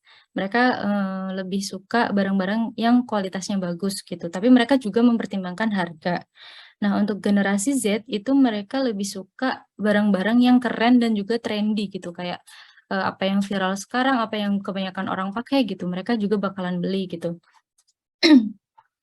Nah, untuk loyalitas sendiri, generasi Y ini mereka tuh lebih loyal daripada generasi yang lainnya dan, kalau generasi Z itu memang terhitung mereka itu, nggak begitu loyal untuk suatu produk, tapi memang mereka belanjanya itu besar gitu. Jadi mereka tuh sebenarnya segmentasi pasar terbesar saat ini untuk, belanja online gitu. Nah, penelitian ini tuh akan bertujuan untuk memahami siapa sih yang berbelanja online. Maksudnya, dari masing-masing generasi itu, siapa sih yang sebenarnya tuh dari generasi Z itu nanti kan akan disegmentasi. Nah, dari segmentasi itu nanti akan tahu siapa yang berbelanja online dan apa yang mendorongnya gitu. Jadi nanti akan dibagi dalam beberapa segmen generasi Z ini berdasarkan orientasi belanja. Jadi orientasi belanja ini sebagai prediktor dari perilaku pembelian konsumen.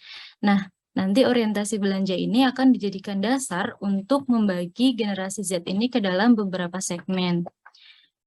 Generasi Z ini ternyata sudah mengadopsi konsumsi media dan nilai belanja yang berbeda dibandingkan dengan generasi milenial. Artinya, generasi Z ini kan dari lahir tuh sudah sudah sangat familiar gitu dengan teknologi. Kayak kita ya, misalnya kita tuh lahir tuh bukan lahir sih, kita beranjak dewasa tuh kita udah ada HP gitu, meskipun itu belum Android ya, belum smartphone gitu, masih HP Nokia gitu, Nokia Hidayah gitu. Nah, tapi itu kita udah ada gitu, sedangkan kalau generasi sebelum-sebelum kita kayak misal generasi Y atau generasi milenial atau generasi baby boomer atau generasi X, itu mereka masih belum ada kayak gitu. Nah, jadi tuh kita memang lahir aja, apalagi yang generasi X yang lahirnya di tahun 2009, itu kan generasi X terakhir ya, generasi Z terakhir. Nah, mereka kan udah, mereka lahir tuh sudah benar-benar yang teknologinya udah canggih gitu, HP-nya juga udah mulai smartphone gitu, dan sekarang mereka udah beranjak dewasa gitu. Sehingga mereka tuh memang lebih, generasi Z ini tuh memang lebih lebih bisa beradaptasi dengan teknologi daripada generasi-generasi sebelumnya. Jadi sudah nggak asing lagi tuh teknologi sekarang ini bagi generasi Z. Nah, dari latar belakang ini sehingga peneliti itu ingin tahu gitu, harus mengeksplorasi seperti apa untuk mengetahui tentang generasi Z ini. Karena sebenarnya generasi Z ini kan bisa dibilang dia itu segmentasi pasar yang cukup besar, tetapi ternyata penelitian untuk mengeksplorasi tentang generasi Z ini masih minim, sehingga peneliti memutuskan untuk membuat penelitian ini sehingga bisa tahu gitu yang nantinya diharapkan itu akan bermanfaat untuk praktisi-praktisi marketing gitu untuk memasarkan produknya dan menyusun strategi pemasaran mereka gitu. Nah, kita masuk ke review of literatur. Yang pertama ada Generational Cohort Theory atau disingkat dengan GCT, atau bisa dibilang dengan teori pengelompokan generasi.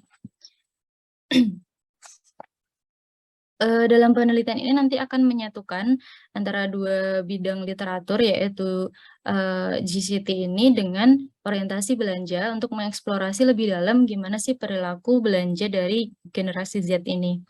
Nah, generasi sendiri di dalam cohort teori ini dilambangkan sebagai kelompok, atau kalau di dalam artikel ini namanya sekte gitu. Jadi sebagai kelompok yang memiliki tahun kelahiran yang sama, mengalami peristiwa kehidupan yang serupa dan tumbuh di lingkungan yang sebanding.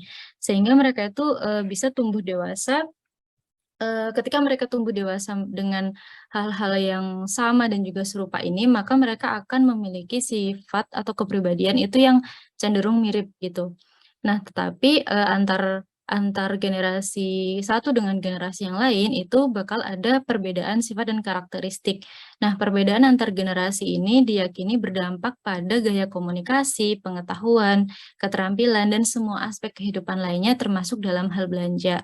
Yang udah saya singgung tadi di awal bahwa masing-masing generasi, dari generasi silent, boomer, kemudian ada generasi X, milenial, dan sampai generasi Z, dan nanti mungkin sampai generasi alpha dan seterusnya, itu mereka akan memiliki karakteristik dalam hal belanjanya masing-masing.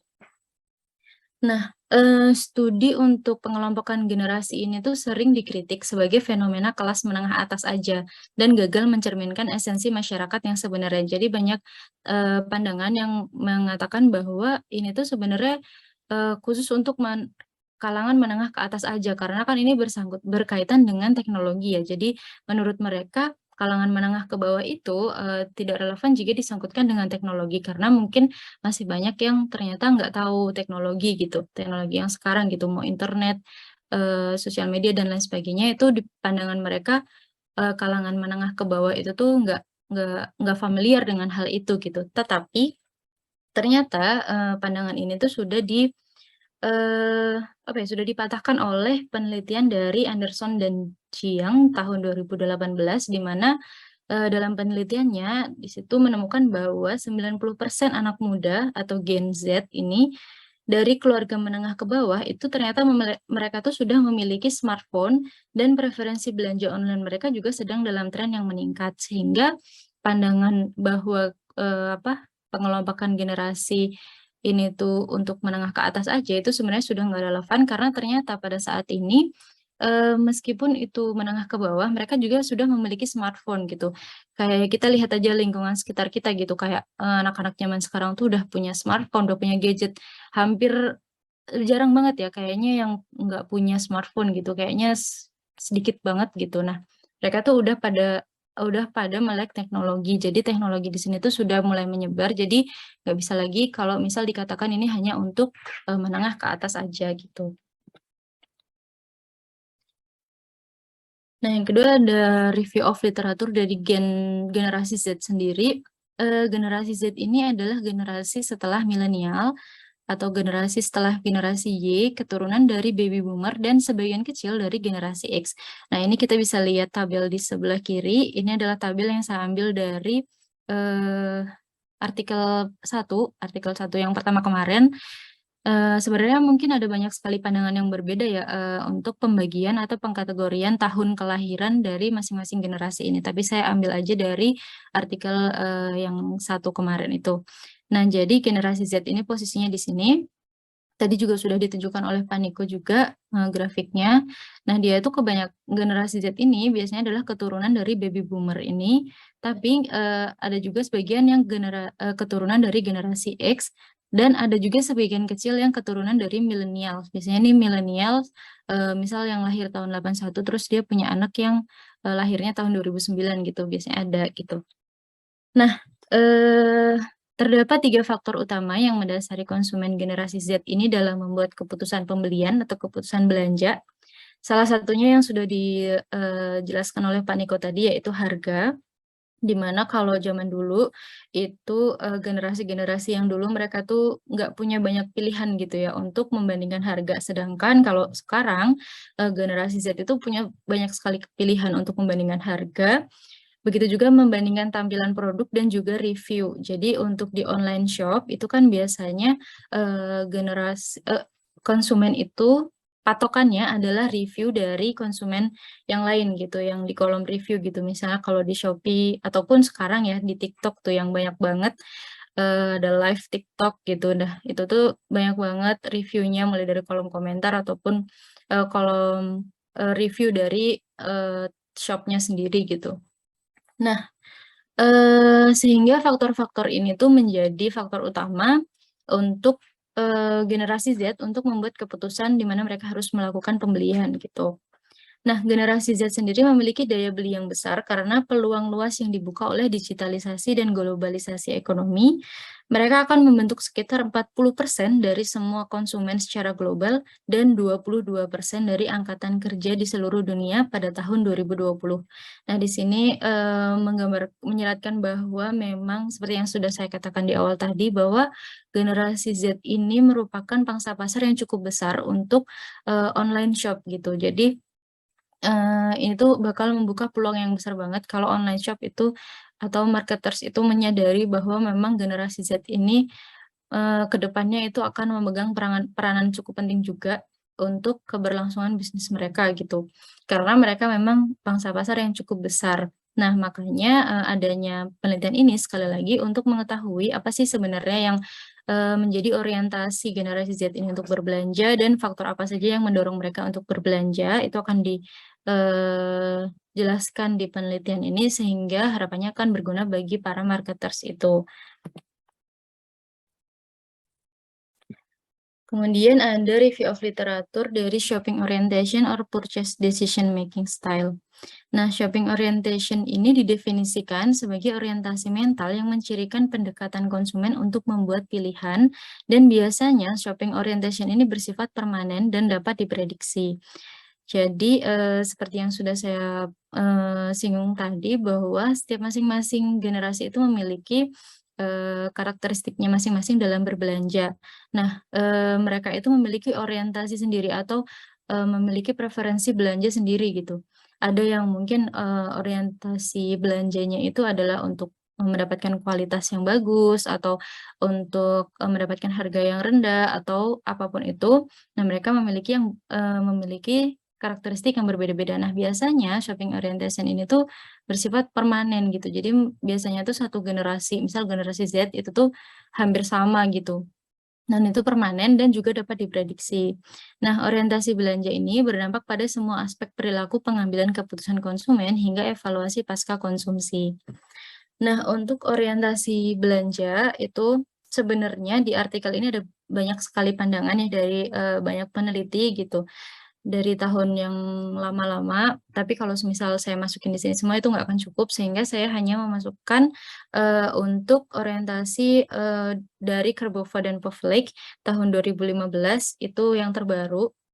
Kalau misal nanti teman-teman mau baca gitu, mau baca sendiri untuk berbagai macam orientasi dari berbagai macam pandangan itu ada di artikelnya.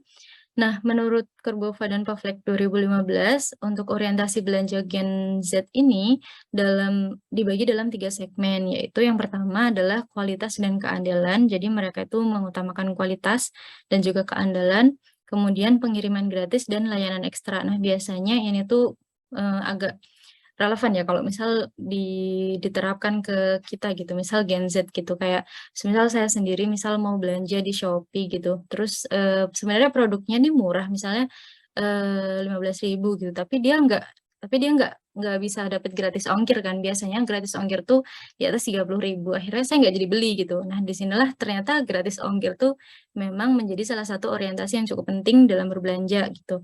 Dan juga layanan ekstra. Nah, layanan ekstra di sini tuh maksudnya, ketika kita belanja nih misalnya, kita tuh harapannya kalau misal kita mau tanya tentang produk atau informasi apapun yang kita ingin dapatkan, kita tuh pengennya pasti, ketika kita chat ke penjualnya itu tuh kita pengennya dapat respon yang baik, dapat respon yang ramah, dengan informasi yang lengkap dan juga detail gitu. Nah, di sinilah ternyata itu juga menjadi salah satu orientasi yang penting, untuk keputusan belanja dari generasi Z gitu. Nah,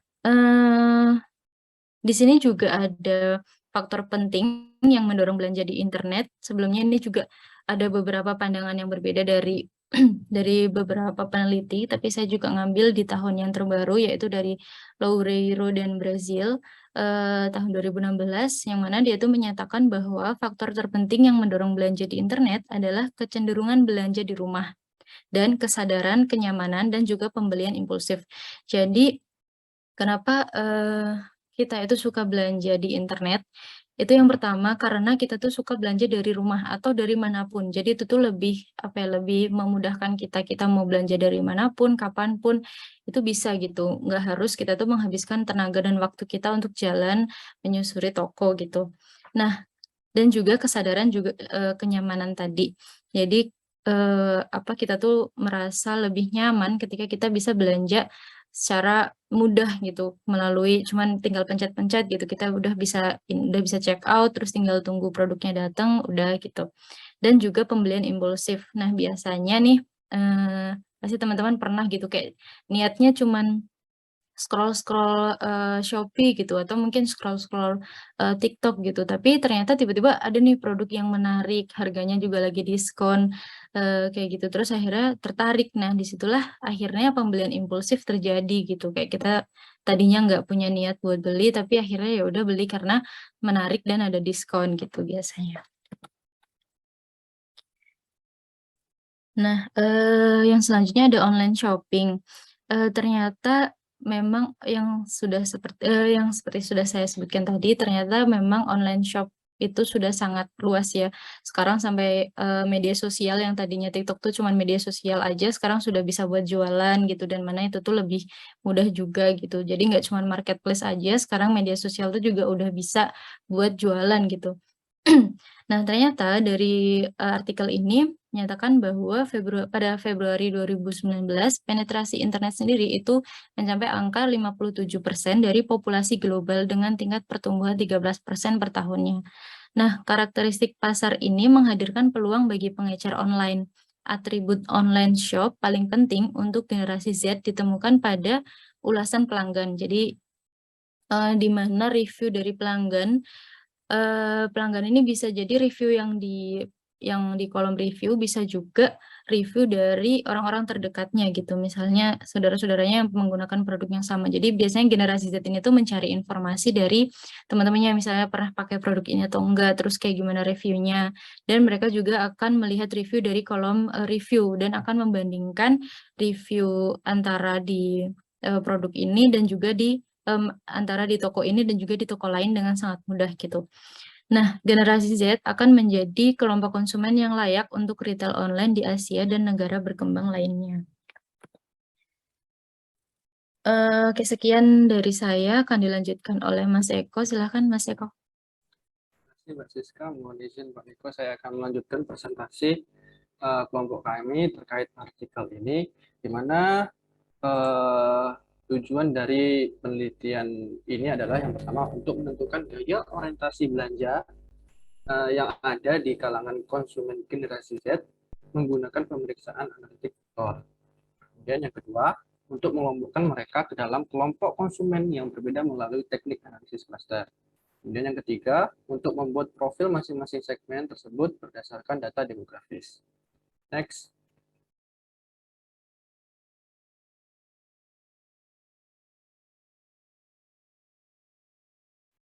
Baik, di sini rational of studinya, di mana dasar pemikiran ini terdapat tiga. Yang pertama dari era of e-commerce, terus the concept of brand loyalty exists among Gen Z. Di mana era e-commerce, kemudian apakah konsep loyalitas merek ada di kalangan generasi Z? Loyalitas merek adalah kecenderungan pelanggan untuk memilih suatu merek secara konsisten dibandingkan pesaingnya untuk produk atau layanan. Ada bukti yang menunjukkan bahwa loyalitas merek kehilangan signifikan di antara konsumen generasi Z, di mana faktor tersebut dipengaruhi oleh internet yang banyak membuat akses terhadap generasi Z, baik itu ulasan, perbandingan produk, dan lain sebagainya. Itulah yang menyebabkan ketidakadaannya loyalitas merek pada generasi Z. Di mana konsumen saat ini menjadi lebih kritis dan sinis terhadap iklan dan merek, di mana mereka mengalami kesulitan untuk mempercayai niat merek. Kemudian, choice overload is Gen Z drawing in choice. Banyaknya pilihan membuat apakah generasi Z tenggelam dalam pilihan. Generasi Z lahir di dunia yang banyak sekali informasi yang mereka dapat melalui banyak platform media, baik itu melalui sosial media, kemudian kabar berita online, dan lain sebagainya. Generasi Z menghadapi dilema bahwa apapun yang mereka pilih tampaknya lebih baik daripada yang mereka ingin dapatkan. Kemudian selanjutnya, rivalry among irretail, does it make Gen Z to feel that deals or discount as their birthright. Rivalitas di antara e-retail, apakah generasi Z merasa bahwa penawaran atau diskon sebagian hak mereka? Kita tahu pertumbuhan revolusioner dan keberhasilan mode retail virtual dikaitkan dengan fakta bahwa menggeser di mana yang dulu kita berbelanja ke toko dan sekarang beralih ke mode virtual, di mana kondisi saat kita di penjual membuka toko secara fisik dengan lokasi yang baik dan mewah itu akan menghabiskan banyak uang bagi penjual. Banyak praktisi bisnis juga menegaskan bahwa generasi Z menginginkan keuntungan materi dari beberapa produk, baik itu gratis maupun diskon yang bagus. Hal itu mendorong untuk penetapan harga yang dilakukan oleh prediktor dengan melakukan diskon besar-besaran. Next.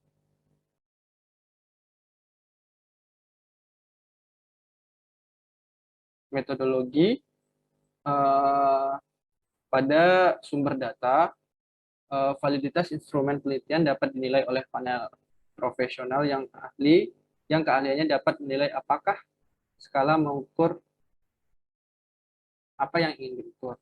Kemudian, data dikumpulkan di antara pembeli online berusia antara 16 sampai dengan 23 tahun, di mana isinya adalah generasi Z termasuk siswa sekolah menengah dan perguruan tinggi dan individu yang baru mulai berkarir pada perusahaan. Kemudian ada 11 orientasi belanja berikut yang digunakan dalam survei. Yang pertama, kesadaran kualitas, loyalitas merek, pengaruh kelompok, preferensi, kepercayaan belanja online, kesadaran kenyamanan, inklusif, kesadaran merek, mafinisme pasar, pembeli harga atau sadar nilai ekonomis, loyalitas toko online, dan bingung dengan pilihan berlebihan. Item yang mewakili orientasi belanja tidak diurutkan secara berurutan sehingga pertanyaan dari suatu kategori tidak dikelompokkan bersama dalam kuesioner. Next. Selanjutnya presentasi akan dilanjutkan oleh Mbak Ode. Terima kasih.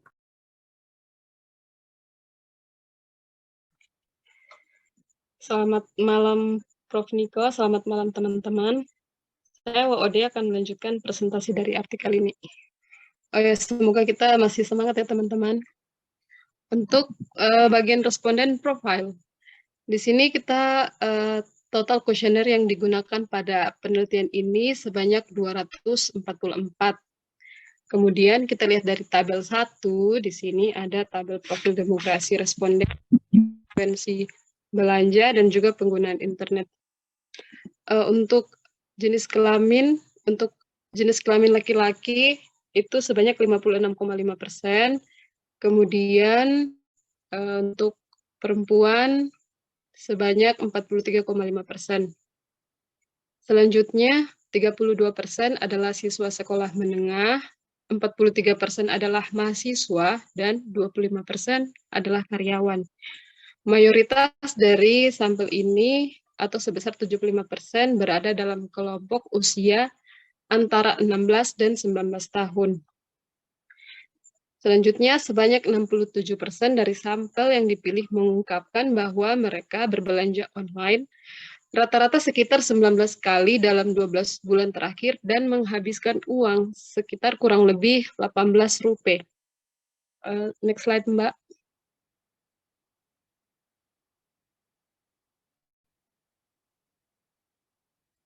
Untuk analisisnya, di sini ada exploratory factor analysis of shopping orientasi. Kita lihat tabel 2. Di sini nilai KMO-nya adalah 0,745, lebih besar dari 0,5, sehingga dapat dilakukan analisis faktor.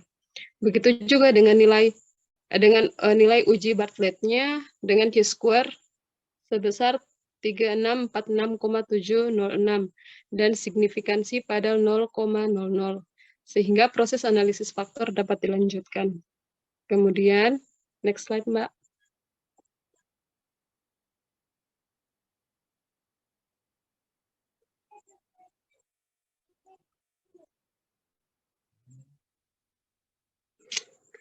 Kemudian untuk metode ekstraksi faktor prinsipal faktor analisis with Promax dilakukan pada 37 item variabel orientasi belanja yang diharapkan mewakili 11 dimensi. Tetapi setelah diolah, ternyata hanya terdapat 9 dimensi dengan pemuatan faktor 0,50 atau lebih dan menjelaskan 63,4% varian kumulatif.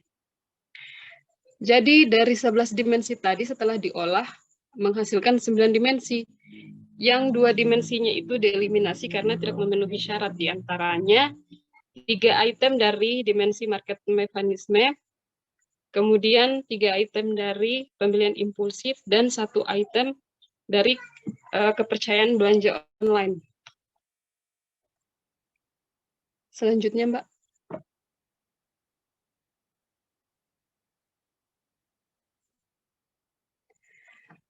Untuk segmentasi klaster analisisnya menggunakan metode algoritma Cummins non-hierarki untuk mengkategorikan segmentasi belanja.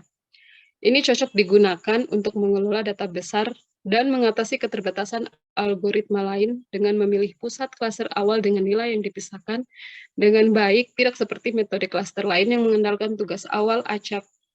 Menurut Hare, Black, Babin, dan Anderson pada tahun 2015 dan Nourousis pada tahun 2008. Kemudian keunggulan algoritma Cummins ini terletak pada kenyataan bahwa ia secara iteratif menugaskan kembali pengamatan ke klaster sampai solusi pengelompokan yang dioptimalkan tercapai. Kemudian prosedur optimasi ini memungkinkan penugasan kembali pengamatan dengan tujuan untuk membuat kelompok yang paling berbeda, sehingga validitas dan stabilitas solusi klaster dapat ditingkatkan. Selanjutnya,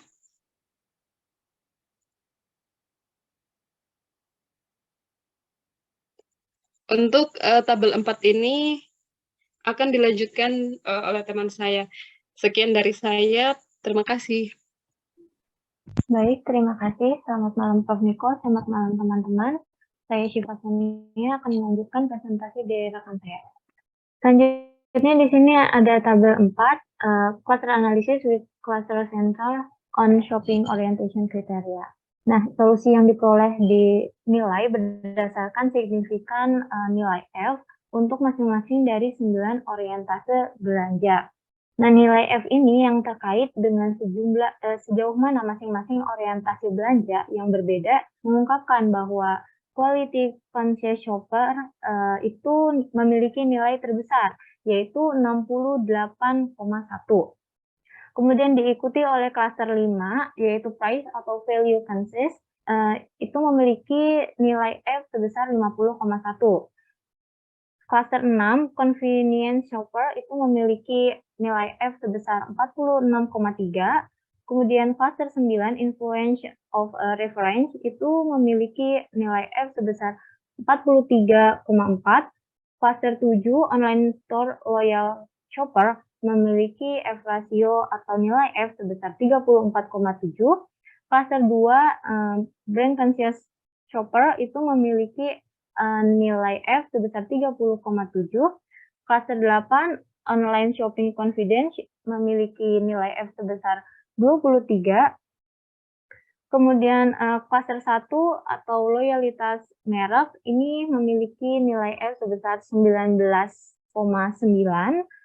Dan yang terakhir itu ada cluster 4, yaitu confused by overchoice. Ini memiliki nilai yang paling kecil, yaitu nilai F 9,9. Nah, semuanya ini signifikan pada level 0,001 yang merupakan indikasi bahwa orientasi belanja ini membedakan secara kuat antara segmen belanja yang teridentifikasi. Next. Kemudian di sini ada tabel 5. Tabel 5 ini mengenai analisis Q-Quadrat demografi, penggunaan internet, dan juga perilaku belanja. Nah, untuk kolom yang pertama itu di sini ekonomi quality seeker. Di sini sekitar ada 47% dari segmen ini berada di perguruan tinggi, dan sebagian besar dari mereka itu sekitar 63,9% itu berbelanja online, sekitar 17-20 kali dalam 12 bulan terakhir. Kemudian mereka juga ditemukan sebagai pembelanja di atas rata-rata dalam platform e-commerce, dan sekitar 45,9% dari mereka itu adalah keluarga kelas pekerja. Dan segmen ini ditemukan setara dalam hal gender di seluruh sampel. Pada kolom kedua di sini ada segmen convenience shopper. Itu segmen ini memiliki jumlah pembeli maksimum 77,7% dengan frekuensi belanja online di atas rata-rata dibandingkan segmen lainnya. Nah, mereka ini relatif lebih muda dibandingkan dengan segmen lainnya, dengan persentase yang lebih tinggi dari mereka pada kelompok usia 16-17 tahun atau 45,7%, dan memiliki persentase tertinggi pada genre laki-laki yaitu sebesar 62,9%. Pada kolom ketiga di sini ada segmen deal hunting convenience seeker. Nah, segmen ini juga memiliki jumlah pembelanja terbanyak dengan periode penggunaan internet yang lebih lama, yaitu sekitar 6 tahun atau lebih, dibandingkan dengan segmen-segmen lainnya. Nah, klaster ini membawa persentase laki-laki tertinggi, yaitu 60,8%. Kemudian di kolom selanjutnya yaitu ada segmentasi brand and quality conscious shopper. Nah, pada segmen ini frekuensi belanja online dan uang yang dihabiskan untuk belanja elektronik selama 12 bulan terakhir itu ditemukan di atas rata-rata, sekitar 48%. Nah, pembeli di klaster ini telah menggunakan internet selama lebih kurang dari 6 tahun. Kemudian next.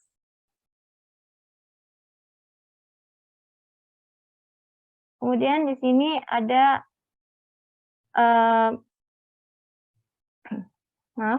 di sini ada discussion and managerial implication.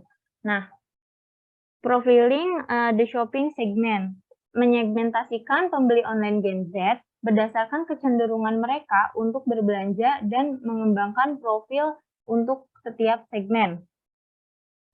Jadi konsumen Gen Z ini telah dibesarkan oleh kedua orang tua yang bekerja dari sejak usia dini, dan mereka juga sudah disosialisasikan untuk membantu berbelanja atau melakukan transaksi belanja.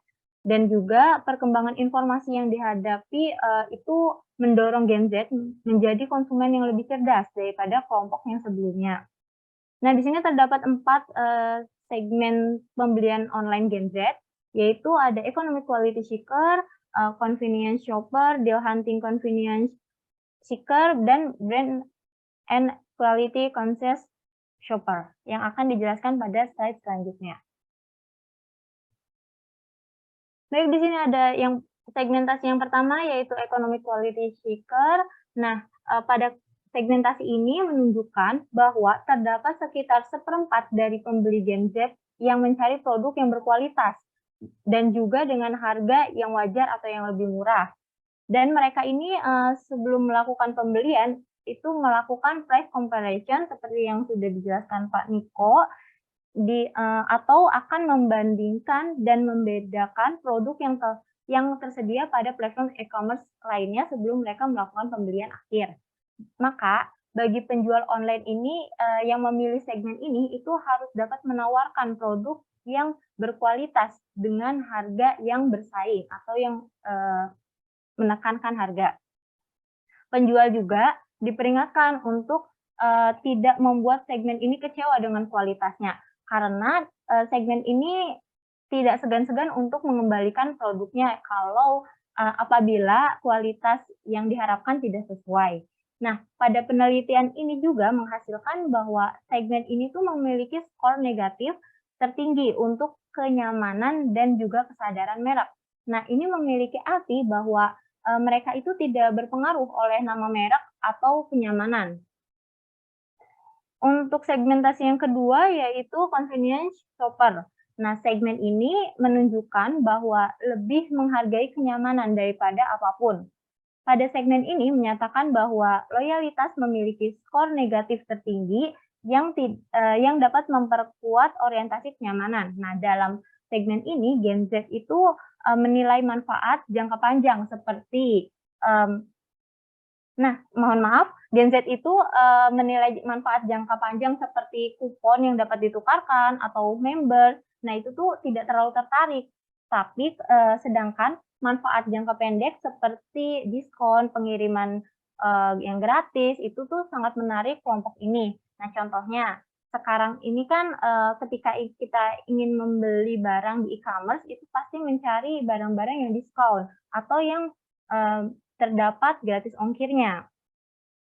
Segmen ini juga tertarik dengan kebijakan retur yang mudah. Nah, oleh karena itu, penjual itu perlu lebih fokus pada kenyamanan dan fleksibilitas dalam melayani segmen ini. Sekian dari saya, selanjutnya akan dijelaskan oleh rekan.